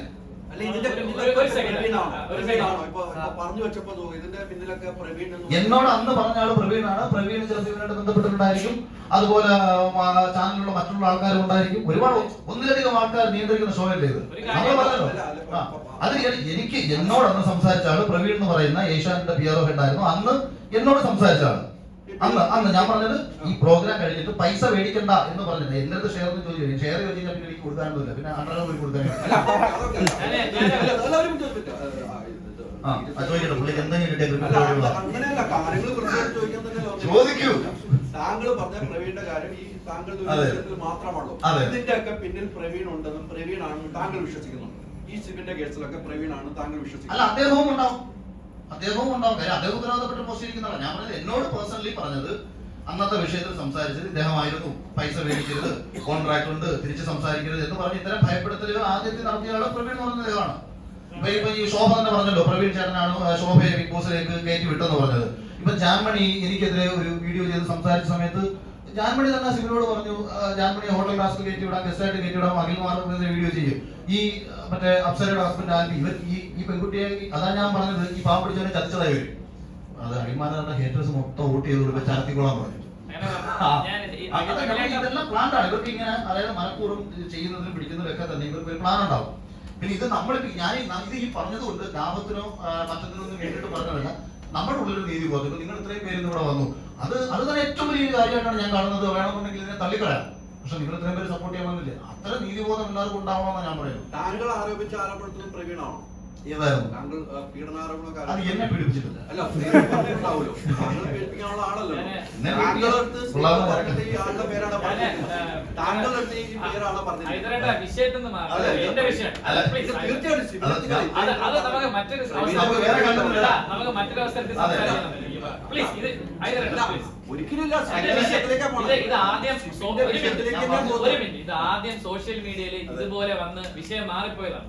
അതുകൊണ്ടാണ് ഞാൻ ഓർപ്പിച്ചത്. അത് വേണ്ട, ഇത് എന്റെ വിഷയമാണ്. എനിക്കിത് സംസാരിച്ചപ്പോൾ പറയാനുള്ള വേദി അല്ല, ഞാൻ ഒരു കാര്യം ചോദിക്കണ്ടേ? ചോദിക്കാതിരിക്കാൻ പറ്റൂല. ഇപ്പൊ അഖിലേട്ടൻ പറഞ്ഞൊരു കാര്യത്തിന് കൂട്ടിച്ചേർത്ത് ഞാൻ പറയട്ടെ. സ്വിമ്മിംഗ് പൂൾ ടാസ്കില് ഇപ്പം സ്വിമ്മിംഗ് പൂൾ ടാസ്ക് എന്ന് പറഞ്ഞ അഖിലേട്ടൻ മെൻഷൻ ചെയ്തൊരു കാര്യമുണ്ട്. അതിനകത്ത് ഈ നാദർക്ക് വെള്ളം പേടിയാണ് എന്നിവരെങ്ങനെ മനസ്സിലാക്കി? എന്നിവർ ക്ലിയർ ആയിട്ട് മനസ്സിലാക്കിയിട്ടുള്ളത് ആദ്യത്തെ സൈക്കാട്രിക് സെഷനിലൂടെയാണ്, ഒരു സംശയമില്ല. അപ്പൊ സൈക്കോളജിസ്റ്റുമായിട്ടുള്ള ആദ്യത്തെ 1 മണിക്കൂർ അല്ലെങ്കിൽ എനിക്ക് 1 മണിക്കൂറായിരുന്നു. എത്രത്തോളം സമയം നാദരയുമായി സംസാരിച്ചിട്ടുണ്ടോ അത്രയുമുള്ള കോൺഫിഡൻഷ്യൽ ആയിട്ടുള്ള മെഡിക്കൽ എത്തിക്സിന് നിരക്കാത്ത രീതിയിൽ ഇദ്ദേഹം ഈ പറഞ്ഞ കാര്യങ്ങളെല്ലാം ക്രിയേറ്റേഴ്സുമായി കമ്മ്യൂണിക്കേറ്റ് ചെയ്തിട്ടുണ്ട്, ഉറപ്പാണ്. അതിന്റെ ഭാഗമായിട്ടാണ് അവർ ടാസ്ക് ഡിസൈൻ ചെയ്യുന്നത്. ഇപ്പൊ ഒരാളെ മാനസികമായി എങ്ങനെ തകർക്കാൻ സാധിക്കുമെന്ന് അവരെങ്ങനെ മനസ്സിലാക്കുന്നു? അവരുടെ ഹിസ്റ്ററി മുഴുവൻ ഈ സൈക്കോളജിസ്റ്റ് വഴി അവർ മനസ്സിലാക്കുക. അത് തന്നെ മെഡിക്കൽ എത്തിക്സിനെതിരാണ്. ഷിബിന് പോണമെന്ന് പറഞ്ഞു വീണ്ടും അവിടെ അകത്ത് നിൽക്കുന്നു. ഒരു മിനിറ്റ് ഷിബിൻ പോണമെന്ന് പറഞ്ഞു വീണ്ടും അകത്ത് നിൽക്കുന്ന ഒരു സംഭവം ഉണ്ടായല്ലോ. ഷിബിൻ അത് കഴിഞ്ഞിട്ട് പറഞ്ഞൊരു കാര്യമുണ്ട്, ഞാൻ അവിടെ നിന്ന് അക്രാസക്തരാകും അല്ലെങ്കിൽ ഗ്ലാസുകൾ ഉടയ്ക്കും, അങ്ങനെ പറയുന്ന ഒരു ആളെ ഗ്രഡ്ജ് ആണെന്നോ അല്ലെങ്കിൽ അതാണെന്നോ ഞാൻ ആ രീതിയിൽ ഒരു ഇന്റർവ്യൂ കൊടുത്തിട്ടില്ല. ഞാൻ ഇറങ്ങിയ സമയം തൊട്ട് ഞാൻ പറയുന്നത് എന്നോട് കാണിച്ച അനീതിയാണ്. ആ അനീതി ഇതാണ് അനീതി. റോങ്ഫുൾ കൺഫൈൻമെന്റ്, മരുന്ന് തരിക, എന്റെ വീട്ടുകാരെ അറിയിക്കാതിരിക്കുക, എന്നെ ഒറ്റപ്പെടുത്തുക. ബേസിക്കലി ഒറ്റപ്പെടുത്തുക എന്നുള്ളതാണ് ഇവരുടെ ഒരു ടാർഗറ്റ്. അതായത് എന്റെ സുഹൃത്തുക്കൾക്ക് അയച്ച മെസ്സേജിന്റെ സ്ക്രീൻഷോട്ട് വരെ എനിക്കുണ്ട്. ഞാൻ അവരെ ഓർത്തിട്ട് നിങ്ങൾക്ക് കാണിക്കുന്നില്ല. എന്നോട് ഞാനത് പറഞ്ഞോട്ടെ സഹോദര, അതായത് എന്നോട് ചേർന്ന് നിൽക്കുന്ന ഏറ്റവും അടുത്ത് നിന്ന് എന്നെ സഹായിക്കുന്ന ആൾക്ക് മെസ്സേജ് അയച്ചിരിക്കുന്നത്, Sivin is black listed from media industry, he is fighting against biggest tycoon. ആ മെസ്സേജ് എനിക്ക് കാണിക്കാൻ പറ്റാത്തൊരു സാഹചര്യം. നിങ്ങൾ സിവിനെ സപ്പോർട്ട് ചെയ്യുകയാണെങ്കിൽ നിങ്ങൾക്കും അവസരങ്ങൾ നഷ്ടപ്പെടും. അതുകൊണ്ട് സിബിന്റെതായിട്ടുള്ള കൂട്ട് കട്ട് ചെയ്യുക, എന്നെ ഒറ്റപ്പെടുത്തുക എന്നുള്ളതാണ് അവരുടെ ഉദ്ദേശം. ഈ പറയുന്ന സൈക്കോളജിസ്റ്റ് പ്രാക്ടീസ് ചെയ്യുന്ന ഒരു സൈക്കോളജിസ്റ്റ് ആണ്, അവർക്ക് പ്രൂവ് ചെയ്യാൻ സാധിച്ചാലും ഈ മരുന്ന് തന്നത് അവരുടെ ഇൻസ്ട്രക്ഷൻ പ്രകാരമാണ്, അവർക്ക് പ്രൂവ് ചെയ്യാൻ പറ്റിയ നിങ്ങളുടെ കേസ് നിലനിൽക്കുമോ? അത് നിയമപരമായിട്ടുള്ള കാര്യമാണ്. കാര്യം വീഡിയോ കോളിലൂടെ ഒരു കൺസൾട്ടേഷനിലൂടെ കൊടുക്കേണ്ട ഒരു മരുന്ന് അല്ല ഇതെന്ന് ഞാൻ മനസ്സിലാക്കുന്നു. സ്കിസോഫ്രീനിയ എന്ന് പറഞ്ഞ അസുഖം 6 മാസം റോഷാക്ക് ടെസ്റ്റ് അല്ലെങ്കിൽ ink test, blue ink test, അങ്ങനെ ഒരു ടെസ്റ്റിന്റെ പേരാണ്. അങ്ങനെ കുറച്ചധികം ടെസ്റ്റുകൾ നടത്തിയാൽ മാത്രമേ ഈ അസുഖം നിർണ്ണയിക്കാൻ പറ്റുള്ളൂ. അങ്ങനെ ഒന്നും ചെയ്തിട്ടില്ല. തീർച്ചയായും അത് തന്നെയാണ് ഞങ്ങൾ പരാതിയിൽ ഉന്നയിച്ചിരിക്കുന്നത്. ഇറങ്ങിയ സമയത്ത് വിജയിക്കുന്ന ഒരു കണ്ടസ്റ്റന്റ് ആയിരുന്നു. എന്നിട്ടും ഇങ്ങനെ അങ്ങനെ വീഡിയോ ഉണ്ടായിരുന്നു. സാബുമോനെ അത് കണ്ടിട്ട് സെയിം ഇതേപോലെ പറഞ്ഞു. പക്ഷെ പിന്നീട് ഒരു എപ്പിസോഡില് പുള്ളിക്കാരനെ ഗസ്റ്റ് ആയിട്ട് വിളിച്ചു തട്ടുകട അതിനെ വിളിച്ചെത്തി. വേണമെന്ന് വെച്ചിട്ട് താങ്കളെ അതിനകത്ത് കേൾക്കാറുണ്ടല്ലോ. അങ്ങനെ എന്തെങ്കിലും ഓഫറുകളോ ഇങ്ങനെ ഇദ്ദേഹത്തെ സപ്പോർട്ട് ചെയ്യാൻ അങ്ങനെ എന്തെങ്കിലും ഓഫറുകൾ വന്നാലോ? നാണം കിട്ടും പണം നേടുകയും നാണക്കേട പണം മാറ്റിടുന്നില്ല. ദീപസ്തംഭം മഹാചര്യം എനിക്ക് കിട്ടുന്ന പണം. അപ്പൊ അങ്ങനെയുള്ള ആൾക്കാർക്ക് നിലപാടുകൾ ചേഞ്ച് വരുത്താം. എന്നോട് സംസാരിച്ചതും സിബിനോട് സംസാരിച്ചതും എന്താണെന്ന് ഞങ്ങൾക്ക് രണ്ടോട് പറയാം എന്റെ തുടക്കത്തിൽ. അപ്പൊ അതിൽ നിന്ന് മാറി അവസരങ്ങൾ കിട്ടുമ്പോൾ പോകുന്ന ഒരാളുടെ അഭിപ്രായത്തോടൊന്നും എനിക്ക് അവിടെ യോജിപ്പൊന്നുമില്ല. പിന്നെ സിബിന്റെ വിഷയത്തിൽ ഞാൻ ആദ്യമേ പറഞ്ഞു, സിബിൻ ജയിക്കേണ്ട മത്സരം ഞാനല്ലല്ലോ, പ്രേക്ഷകരാ പറഞ്ഞത്. എനിക്കൊന്ന് വൈൽഡ് കാർഡായിട്ട് കയറിപ്പോയതിനു ശേഷം ബിഗ് ബോസിന്റെ ഹിസ്റ്ററി തന്നെ ഏറ്റവും കൂടുതൽ വോട്ട് നേടി മുന്നിൽ വന്നൊരു മത്സരാർത്ഥി. അപ്പൊ അയാള് വിജയിക്കുമെന്നുള്ളത് പ്രേക്ഷകർ തീരുമാനിച്ചതാണ്. ആ ഘട്ടത്തിൽ അയാളെ പുറത്താക്കാൻ തീരുമാനിക്കുന്നു. പുറത്താക്കി കൊടുക്കുന്നേ ഒരു പ്രശ്നമുള്ള കാര്യമില്ല. ഒരു മത്സരാർത്ഥി അവർക്ക് ഷോയിൽ നിന്ന് പുറത്താക്കാം. പക്ഷെ അതൊരു ജീവിതം നശിപ്പിച്ചുകൊണ്ടാവില്ല. നാളെ ഈ സിബിൻ ഇറങ്ങി ഇപ്പൊ നിങ്ങൾ പറഞ്ഞ സിബിൻ സംസാരിക്കുന്ന സമയത്ത് ഇപ്പോഴൊരു പക്ഷെ മേ ബി വന്നേക്കാം, നിനക്ക് തലക്കൊടില്ലാത്തോണ്ടല്ലേ എന്ന് പറഞ്ഞേക്കാം. അതായത് ഒരു ചെറുപ്പക്കാരന് നമ്മൾ കേരളത്തിൽ 3.5 കോടി ജനതയുണ്ടെങ്കിലും ഒരാളെ നശിപ്പിച്ചാലും സംസാരിക്കണ്ടേ? അത് നാളെ എത്രയോ പേരായി മാറിയേക്കാം. നാളെ ഇപ്പൊ നിങ്ങളുടെ ആരെങ്കിലും ഒരൊക്കെ ഇതുപോലത്തെ ഷോയിലേക്ക് പോകില്ലേ? അപ്പൊ ഇത് നിങ്ങൾക്ക് സംഭവിച്ചൂടെ? അതുകൊണ്ടാണ് ഞാനൊക്കെ പ്രതികരിച്ചത്. അതുകൊണ്ടാണ് സിബിൻ പറഞ്ഞത് കേട്ടപ്പോ എനിക്കിത് അഡ്രസ് ചെയ്യേണ്ട ഒരു വിഷയമാണ്. അതോടൊപ്പം ഞാൻ കൂട്ടത്തിൽ മറ്റുള്ള ചില പെൺകുട്ടികളോട് കാണിക്കുന്ന കാര്യങ്ങളും കൂടി പറഞ്ഞപ്പോഴത്തേക്ക് പിന്നീട് ചർച്ച മൊത്തം അതിലേക്ക് പോയി. ഞാൻ അല്ല, അത് അവരുടെ കുഴപ്പമാണ്. എത്രയോ പേരിപ്പിക്കുക. അടുത്ത സമയത്ത് മാളവിക എന്ന് പറയുന്ന ഒരു പെൺകുട്ടി, ഒരു നടി, അവര് വന്നിട്ട് അവർക്ക് ഒരു സിനിമാ സെറ്റിൽ ഒരു സംവിധാനം കൊണ്ട് അനുഭവം പറയുന്നു. കേസ് കൊടുക്കുന്നില്ല. കേസ് കൊടുക്കാൻ നമുക്ക് എന്ത് ചെയ്യാൻ പറ്റും? ഇപ്പൊ സിബിൻ എന്നോട് ഹൈദർ തന്നെ ചോദിച്ചു, സിബിൻ കേസ് കൊടുത്തില്ല, അഖിൽമാരുടെ അടുത്ത് സംസാരിക്കുന്നു. കേസ് കൊടുത്തു. അത് അവന്റെ ചങ്കുറപ്പ്, അവന്റെ വിൽ പവർ, അത് ഇതിന്റെ പിന്നാലെ പോയി മെനക്കെട്ട് എത്ര പേര് പോകും? ഇത് ചിലർ വിചാരിക്കും പോട്ടെ, ഇപ്പൊ സിബിന് വേണമെങ്കിൽ ചിന്തിക്കാം, ഇപ്പൊ കഴിഞ്ഞ നാളെ ഒരു സമയത്ത് കിട്ടുന്ന ഒരു അവസരങ്ങൾക്ക് വേണ്ടിയിട്ട് മിണ്ടാതിരിക്കാം. അങ്ങനെ ചെയ്യാതെ പോയത് നീതിക്ക് വേണ്ടിയിട്ടാണ്, കാശിന് വേണ്ടിയിട്ടല്ല.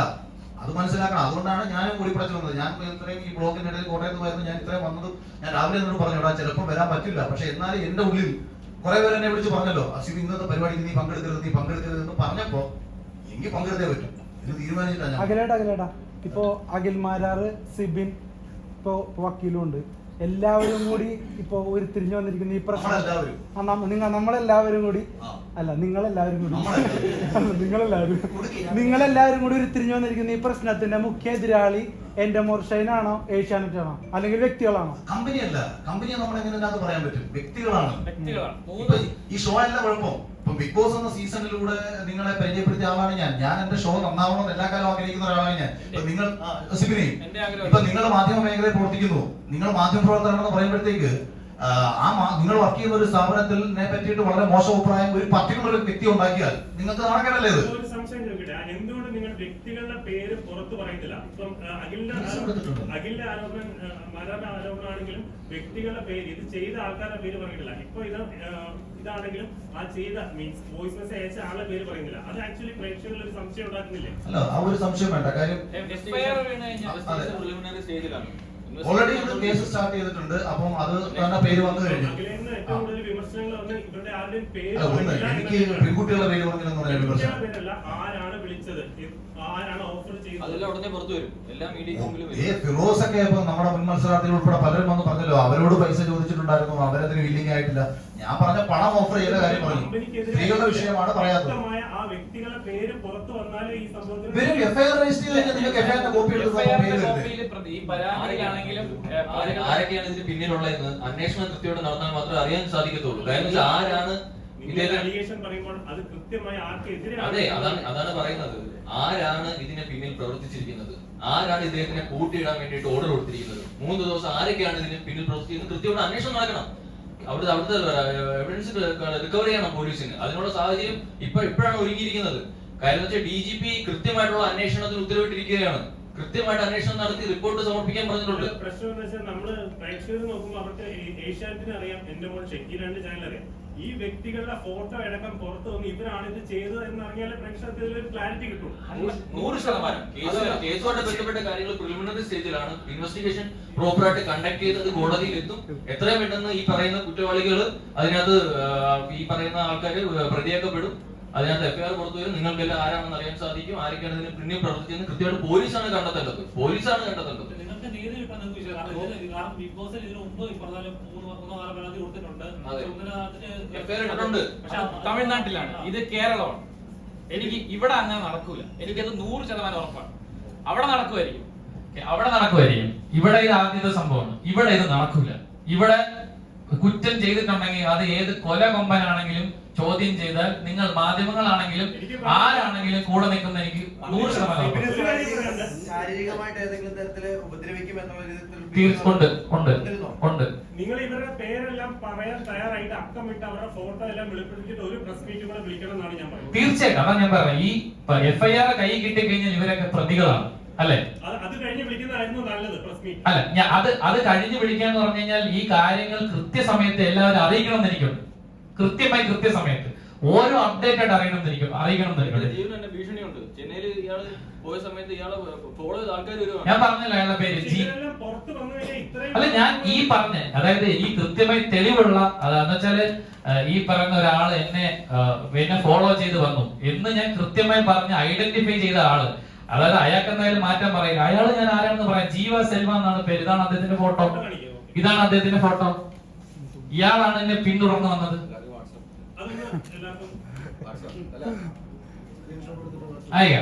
ഇദ്ദേഹമാണ് എന്നെ ഫോളോ ചെയ്തുകൊണ്ടാണ് സ്റ്റാഫാണ് എന്നാണ് ഇദ്ദേഹം എന്നെ പരിചയപ്പെടുത്തിയതും. അത് ഇയാളെ ഞാൻ കണ്ടിട്ടുണ്ട്. ഇതിനു മുന്നേ ഇവരുടെ ഗ്രൂപ്പ് ഫോട്ടോ ഇയാളെ ഞാൻ കണ്ടിട്ടുണ്ട്. പിന്നെ ഇതിനു മുന്നേ ജോലി ചെയ്തിരുന്ന എനിക്ക് ഒത്തിരി അധികം സുഹൃത്തുക്കളുണ്ട് എന്റെ മോശയിൽ ജോലി ചെയ്യുന്ന. അവരെല്ലാരും ഇയാളെ കൃത്യമായി തിരിച്ചറിയുകയും ചെയ്തു. അഖിലേട്ടാ, അവസാനമായിട്ട് ചോദിക്കട്ടെ, ഇതിൽ നിങ്ങൾ പ്രതീക്ഷിക്കുന്ന നീതി എന്താണ്? അതായത് ഈ പരിപാടി തന്നെ നിർത്തലാക്കണം എന്നുള്ള രീതിയിലാണോ, അതോ വ്യക്തികളെ പുറത്താക്കണം എന്നുള്ള രീതിയിലാണോ? ഒരിക്കലും ഇല്ല. പരിപാടി ഷോ നാളെയും തുടരണം. ഷോയിൽ നാളെയും നല്ല മത്സരാർത്ഥികളും വരുന്ന മത്സരാർത്ഥികളുടെ ജീവിതത്തിനോ ഭാവിക്കോ കോട്ടം തട്ടാത്ത രീതിയിൽ അവർക്ക് മുന്നോട്ട് പോകാൻ കഴിയണം. അതോടൊപ്പം തന്നെ ഈ ഷോയെ ഉപയോഗിച്ചുകൊണ്ട് മര്യാദകൾ കാണിച്ചുകൊണ്ടിരിക്കുന്ന ആൾക്കാർക്കെതിരെ നടപടി ഉണ്ടാവണം. അത് നിയമപരമായിട്ടും ഉണ്ടാവണം, ചാനലിന്റെ ഭാഗത്തും ഉണ്ടാവണം. ഇപ്പൊ ഇതിനു മുൻപ് എന്നെ വിളിച്ചിട്ട് ഒരു കക്ഷി ഒരു മധ്യസ്ഥന്റെ മുഖേന വിളിച്ച് സംസാരിക്കുകയും ഡിസ്നിയുടെ ഭാഗത്തു നിന്ന് എൻക്വയറി ഡിപ്പാർട്ട്മെന്റിൽ നിന്ന് എൻക്വയറി പോയിട്ടുണ്ട്, ലോ ഡിപ്പാർട്ട്മെന്റിൽ നിന്ന് ചെയ്തിട്ടുണ്ട്. അതുകൊണ്ട് അഖില് ഇനി ഈ വിഷയത്തിനകത്ത് ഇടപെടണ്ട.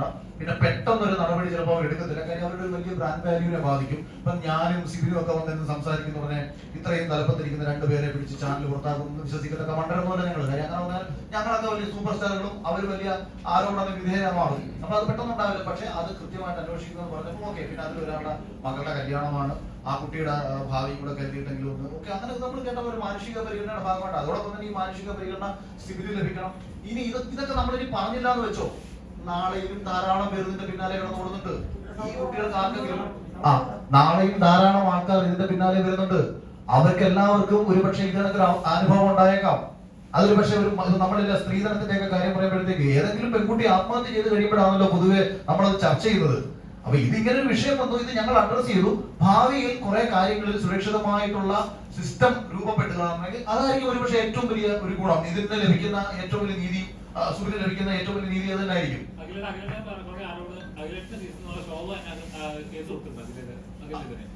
ആരോപണത്തിനല്ല കേസ് കൊടുക്കുന്നത്. എനിക്കെതിരെ കേസൊന്നും അല്ല, സൈബറിൽ എല്ലാവർക്കെതിരെ. അതായത് ഇങ്ങനെ ആരോപണം പിന്നീട് പല ഇന്റർവ്യൂസിന് താങ്കൾക്കെതിരെ പറഞ്ഞിട്ടുണ്ട്. പക്ഷെ ഒരാൾ പോലും അതിൽ അങ്ങനെ ഇങ്ങനെ അന്നൊരു തിയേറ്റർ വെച്ച ഓഡിയോ കേൾപ്പിച്ചിട്ടുണ്ട്. പക്ഷെ അതിനുശേഷം ആരും മുന്നോട്ട് വന്നിട്ടില്ല. ഇത്രയും കാര്യങ്ങൾ നടന്നിട്ട് പോലും ഇങ്ങനെ നടന്നു പോലെ കേസ് കൊടുക്കാം. വേണമെന്ന് വെച്ചാൽ പ്രത്യേകിച്ച് ഒരു പീഡനം അല്ലെങ്കിൽ ഇങ്ങനെ ഒരു ആരോപണം ഉണ്ടായാൽ അതിന് ധൈര്യമാണ് സമൂഹം കൊടുക്കുന്നത്. ഇനി കൊടുക്കും എന്നാണ് ഞാൻ വിശ്വസിക്കുന്നത്. കാര്യം ഇതൊരു സ്റ്റാർട്ടിംഗ് ആവണം. ഈ പരാതി ഇതൊരു തുടക്കമാവണം. ഈ തുടക്കത്തിന്റെ പേരിൽ ഇനി ഇത് സംഭവിച്ചിരിക്കുന്നത് ഇതൊരു തുടക്കമാണ്. ഇത് കിട്ടാൻ, ഈ ഒരു റെസീറ്റ് കിട്ടാൻ ഞങ്ങൾ എന്തോരം കഷ്ടപ്പെട്ടെന്ന് എനിക്കറിയാമോ. പരാതി കൊടുത്തു, ആ ഒരു റെസീറ്റ് കിട്ടാൻ ഞങ്ങൾ ഒത്തിരി കഷ്ടപ്പെട്ടിട്ടുണ്ട്. ആ ഒത്തിരി കഷ്ടപ്പാടുകളുടെ പരിണത ഫലമായിട്ടാണ് ഇത് ഞങ്ങൾക്ക് കിട്ടിയത്. ഇതിന്റെ പിന്നിൽ, ഇതിന്റെ പുറകെ ഇത് അനുഭവിച്ചിട്ടുള്ള എല്ലാവരും പറയണം, പുറത്തുനിന്ന് സംസാരിക്കണം. ഈ കോൺട്രാക്ട് എന്ന് പറഞ്ഞ് പേടിപ്പിക്കുന്ന പോലെ അല്ല കാര്യങ്ങൾ എന്ന് അവരെല്ലാവരും മനസ്സിലാക്കണം. അതാണ് ഇതിലൂടെ എനിക്ക് ജനങ്ങളുടെ മുമ്പിലേക്ക് എത്തിക്കാനുള്ളത്. ഇത് എന്റെ മാത്രം പ്രശ്നമല്ല. ഈ ഷോയിലേക്ക് ഇനി പോകാൻ ആഗ്രഹിക്കുന്നവർക്കും ഈ ഷോയിൽ ഇനി പങ്കെടുക്കുന്നവർക്കും സംഭവിക്കാൻ സാധ്യതയുള്ള വിഷയമാണ്. അതുകൊണ്ട് ഇത് വളരെ സീരിയസ് ആയിട്ട് തന്നെ നമ്മൾ അഡ്രസ് ചെയ്യേണ്ട ഒരു കാര്യമാണ്. ഉണ്ട്. ഞാൻ തെളിവില്ലാത്ത കാര്യങ്ങൾ ഇപ്പൊ നിങ്ങൾ തെളിവ് ചോദിക്കും, എങ്ങനെ ഭീഷണിയുണ്ട്? ഫോൺ ചെയ്ത് ഭീഷണിപ്പെടുത്തുന്നു. അത് ആ നമ്പർ നമ്മൾ ട്രേസ് ചെയ്യുമ്പോൾ ഇന്റർനെറ്റ് കോൾസ് ആണ്. കൃത്യമായി ഇപ്പൊ എനിക്ക് ഇവിടെ പറയാൻ പറ്റുമെന്ന് എനിക്ക് അറിയില്ല. ഞാൻ എന്റെ വീട്ടുകാരെ ഭീഷണിപ്പെടുത്തി. എന്റെ അമ്മയെ ഞാൻ ഇതുമായി കണക്ട് ചെയ്ത് പറയുന്നതല്ല കേട്ടോ, ആയിരിക്കാം, അത് ഞാൻ പറയുന്നില്ല. അഖിൽ ഒരു കാര്യം പറഞ്ഞപ്പോൾ ഒത്തിരി പിന്തുണയായിട്ട് ആ സീസണിലുള്ള ഒരു അഖിൽ പറഞ്ഞത് നമുക്ക് സംശയമുണ്ട് എന്നൊക്കെ പറയുന്നുണ്ട്. ആ സീസണിൽ അഖിലിനോടൊപ്പം ഉണ്ടായിരുന്നു ഇതൊന്നും പുറകെ ഉണ്ടായിരുന്ന മത്സരാർത്ഥികൾ. ശിവന്റെ ഒരു വിഷയം വന്നു. ഈ സീസണിൽ നിങ്ങൾ നല്ല ബന്ധങ്ങൾ ഉണ്ടായിരുന്ന കുറെ ആളുകളുണ്ട്. നിങ്ങൾ ഒരുമിച്ച് ഭക്ഷണം കഴിക്കാൻ പോകുന്നു, ഫോട്ടോ എടുക്കാൻ പോകുന്നു, ഇതിനൊക്കെ നമ്മൾ കണ്ടു. ഭക്ഷണം കഴിക്കാൻ പോയിട്ടില്ല. ഓക്കെ, ഇവരൊക്കെ എന്തുകൊണ്ടാണ് ശിവൻ പറയുന്നതിൽ ഒരു സത്യമുണ്ടെന്ന് ഇവർ മുന്നോട്ട് വരാത്ത ഭയപ്പെടുന്നത്? എനിക്കറിയില്ല. എന്താ, അത് അവരുടെ പ്രശ്നമാണ്. ഇപ്പൊ എന്റെ മുന്നിൽ വന്ന് നിന്നിട്ട് എന്നെ സപ്പോർട്ട് ചെയ്ത് സംസാരിച്ച മത്സരാർത്ഥികളുണ്ട്. ഈ തെളിവുകളെ കാണിക്കുമ്പോ അയ്യോ ഇങ്ങനെ സംഭവിച്ചോ, ഇതാണോ ഇത്, ഞാൻ തീർച്ചയായും ചോദ്യം ചെയ്യുന്നു പറഞ്ഞു പോയ മത്സരാർത്ഥികളുണ്ട്. ഇപ്പൊ ഇന്നലെ ഇതുമായി ബന്ധപ്പെട്ട രണ്ടുപേര് വിളിച്ചിരുന്നു ഞാൻ പ്രസ് കോൺഫറൻസ്. അപ്പൊ എനിക്ക് ഒരു പൂർണ്ണ പിന്തുണ നൽകി. അപ്പൊ ഞാൻ ചോദിച്ചു, ഹൈദരാബാദ് ചോദിച്ചു ഇതേ ചോദ്യം, നിങ്ങൾ എന്തുകൊണ്ട് പബ്ലിക്കിൽ സംസാരിക്കുന്നില്ല? ഞങ്ങൾ സംസാരിക്കാം, ഞങ്ങൾ തുറന്ന് പറയാം എന്ന് അവരെനിക്ക് വാക്ക് തന്നിട്ടുണ്ട്. ഞാനത് പ്രതീക്ഷിക്കുന്നു അവർ സംസാരിക്കുമായിരിക്കും. ഒരു എന്റെ അമ്മയുടെ നമ്പറിലേക്ക് ഒരു ഭീഷണി കോൾ വരികയാണ്. ആ ഭീഷണി കോൾ വന്നതിന്റെ ഫലമായിട്ട് അവരത് സ്ഥിരമായതുകൊണ്ട് അവരത് ചീത്ത പറഞ്ഞ് വെച്ച് കട്ട് ചെയ്ത് പോകുന്ന വഴിക്ക് അവർ സ്ഥിരമായി എന്നെ മമ്മിയും പപ്പയും പോകുന്ന ഒരു വഴിയുണ്ട്. മമ്മിയെ ജോലിക്ക് വിടാൻ പോകുന്നതാണ്. ആ വരുന്ന വഴിയിൽ ഒരു കാർ അവരെ തട്ടിയിട്ട് വീഴാത്തത് കൊണ്ട് റിവേഴ്സിൽ വന്ന് ഇടിച്ചിട്ട്, അങ്ങനെ ഇടിച്ച എന്റെ മമ്മിയുടെ കൈ എൽബോ പൊട്ടി. അനന്തപുരി ഹോസ്പിറ്റലില്, തിരുവനന്തപുരത്ത് അനന്തപുരി ഹോസ്പിറ്റലിൽ ഇന്നലെ സർജറി കഴിഞ്ഞ് ഇപ്പൊ മമ്മി ICU ഇന്നലെ പുറത്തേക്ക് കൊണ്ടുവന്നു. മെനിഞ്ഞാന്ന് സർജറി, മെനിഞ്ഞാന്ന് ഇൻസിഡന്റ് ഉണ്ടായത്. മമ്മി ഇപ്പം ട്രീറ്റ്മെന്റിലാണ്. അപ്പൊ നമ്മൾ ഈ പരാതി കൊടുത്തിട്ടുണ്ട് ഇതിന്റെ പേരിൽ. പരാതിയുമായി മുമ്പിട്ട് അത് ഇതുമായി കണക്ട് ചെയ്യുന്നില്ല ഞാൻ, ആവാം എന്നുള്ളത്. കാര്യം ആ നമ്പർ അത് കാറിന്റെ നമ്പർ മുമ്പിലുള്ള ഒരു എന്റെ തന്നെ ഒരു സുഹൃത്തിന്റെ CCTV ക്യാമറയിൽ നിന്ന് നമ്പർ ചെക്ക് ചെയ്തപ്പോ അതൊരു ഡിയോ സ്കൂട്ടറിന്റെ നമ്പർ, അത് കാർ നമ്പർ അല്ല, ഫേക്ക് നമ്പറാണ്. അപ്പോ എത്തരത്തിലാണ് സംശയം? അല്ല, അത് ഓബ്വിയസ്ലി ചിലപ്പം മറ്റെന്തെങ്കിലും ആയിട്ടുള്ള വിഷയമുള്ള കാർ ആയിരിക്കാം. പക്ഷെ ഇങ്ങനെ വന്ന് ഇടിച്ചു, ഇങ്ങനെ ഒരു പ്രശ്നം സംഭവിച്ചെന്റെ ലൈഫില്. വലിയതറ പോലീസ് സ്റ്റേഷൻ നമ്മൾ പരാതി മുമ്പോട്ട് പോയിട്ടുണ്ട്.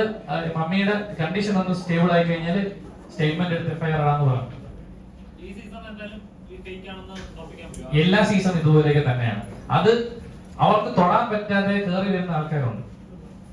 അങ്ങനെ വന്നപ്പോൾ അതിനെയും ദിസ് അൺഫെയർ എന്ന് പറഞ്ഞ് ആ ബാക്കപ്പ് പാർട്ടിയിൽ നിന്ന് മാറിയെന്ന കാര്യം ഇപ്പൊ ചേട്ടൻ പറഞ്ഞില്ലേ, അങ്ങനെയാണ് അവർ പ്രതിഷേധിക്കുന്നത്.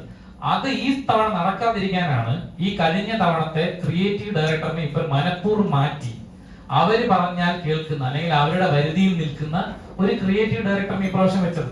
ഈ മർദ്ദിക്കുന്ന പറഞ്ഞിട്ട് ഇന്റർനെറ്റ് കോഴ്സുകൾ വന്നിട്ടുണ്ടോ? എന്താണ് മർദ്ദിക്കുന്നല്ല, ഉപദ്രവിക്കും. നിനക്ക് വെളിയിറങ്ങി നടക്കണ്ടേ എന്നാണ് ചോദ്യം. വെളിയിറങ്ങി നടക്കണ്ടേ? നീ ആർക്കെതിരെയാണ് സംസാരിക്കുന്നതിനൊക്കെ ബോധ്യമുണ്ടോ?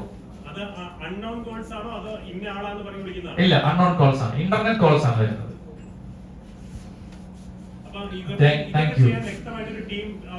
എനിക്ക് അറിയില്ല, ചുമ്മാ ഞാൻ ആ സ്റ്റേഷനിൽ എത്തിയ കാര്യം അവരെങ്ങനെ അറിഞ്ഞു? എന്റെ ചോദ്യം, ഞാൻ നസറത്പട്ടി സ്റ്റേഷനിൽ എത്തിയത് എങ്ങനെ അറിഞ്ഞു? അവിടെ നിന്ന് ഈ ഇന്നോവക്കാർ എന്തിന് ഫോളോ ചെയ്തു? കൃത്യമായി ഇൻഫർമേഷൻ കൊടുത്തിട്ടല്ലേ പോലീസ് സ്റ്റേഷൻ? ഉണ്ടാവാം, അല്ലെങ്കിൽ നമ്മൾ ഫോളോ ചെയ്യേണ്ട കാര്യമില്ലല്ലോ. So thank you so much എല്ലാവർക്കും നന്ദി. Thank you so much. Thank you.